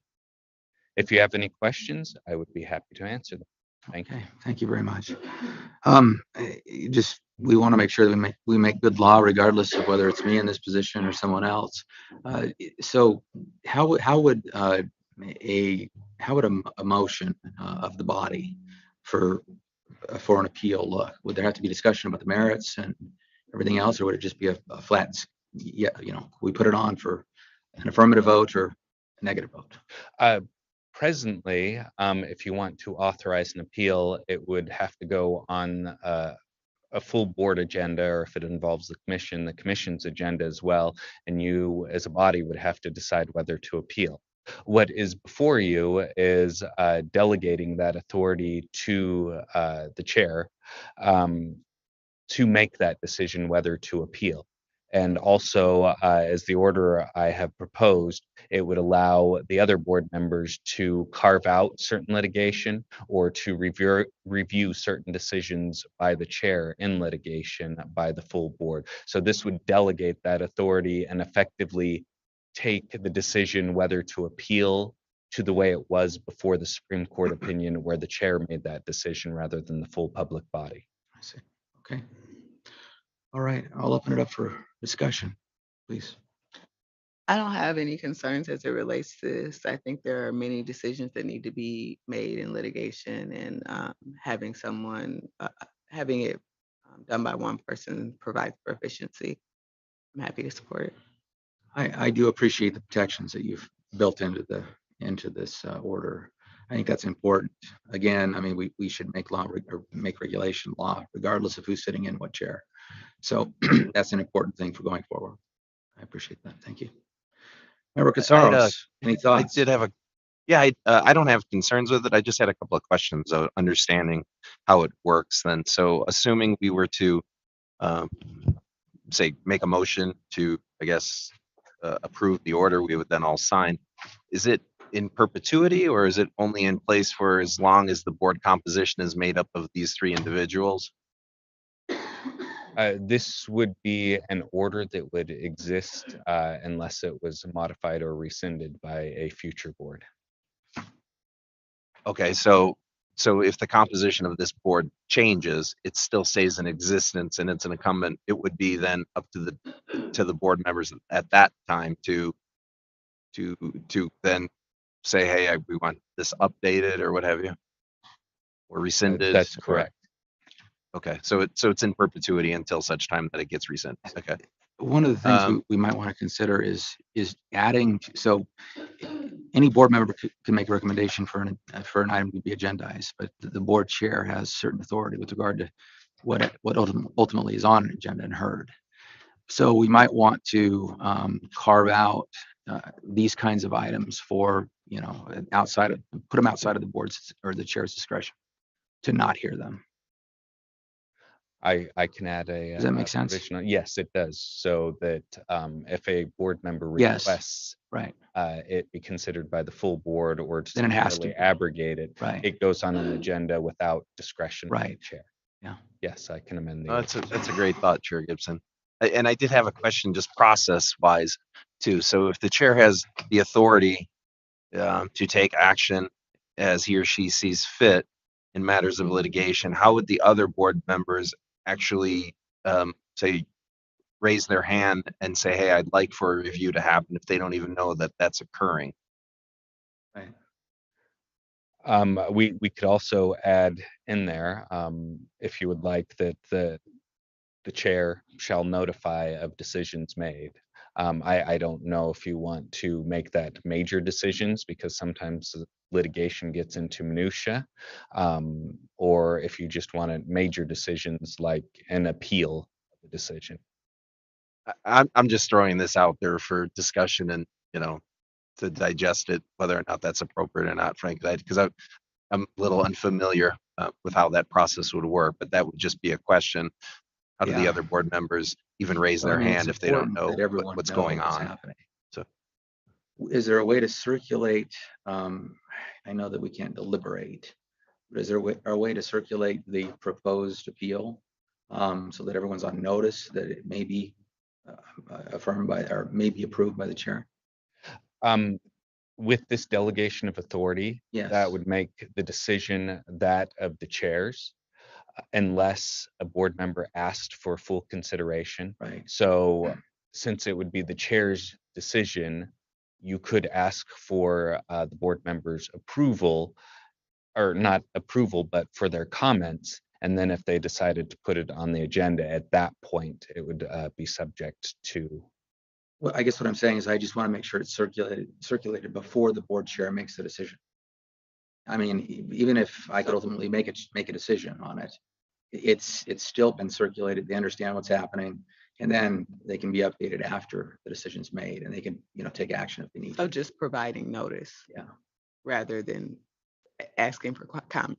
Yes, that would even be a step back. The chair could provide notice of a decision he's thinking about making. So, or even I guess what the decisions. Yeah, if we distill it down, I guess a simple notice, I guess, in advance or something like that would probably suffice. I don't That want to take it with the right other now, with it's the comment, other that's order. fine. I'm sorry. Well, if it's comment right now, if they can provide comment before the decision's made, that's fine. I don't want to curtail that. I just want to make sure that everyone understands what the board chair is doing before he or she does it. Understood. Yeah, agreed with that. Yeah, the other order of delegation was really finite in that it was dealing with a particular matter, whereas this one obviously is broad-based. And again, I don't have a concern with it. I was just throwing some of these points out for discussion.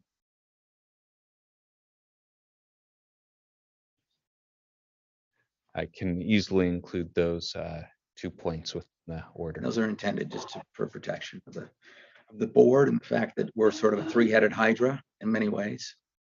And we want to make sure that everyone has a voice. Okay. I'm satisfied with the protections built in place and our ability to object or appeal or whatever you want to call it, decisions that are made. So I'm satisfied. Okay. Member Katsaros, are you satisfied? Yes, I didn't have anything further other than those couple of points. Okay. All right. So with that, I'd ask for a motion. We can make a recommendation of. I move that the board approve the delegation of litigation order as drafted by Senior Dag McKellar, taking into account the changes just mentioned on the record. Okay, Is that sufficient? Yes, it is. Okay. Member thank you. Katsaros? Aye. Member Watkins? Aye. Chair Gibson? Aye. Okay. Thank you very much. Thank you. Sorry. Madam Secretary, this brings us to our last item, public comment. This item is placed on the agenda to give the public an opportunity to comment on gaming-related matters. All right. Anyone wishing to make a public comment, please step forward. Mr. Rippey, do you have anything you'd like to add? No? Okay. All right. Anyone in the north? Seeing There no is one? nobody here, but I failed to thank Senior Dag Sams as well for his hard work and all the registration changes. My apologies. He did an excellent job too, and he was in the thick of everything. Yes, absolutely. Thank you, Mr. Salons. Thank you, Mr. McGill. All right. With that, that'll close our public comment section, and this concludes the Nevada Gaming Control Board meeting for the month of June. We are adjourned. Thank you. Thank you.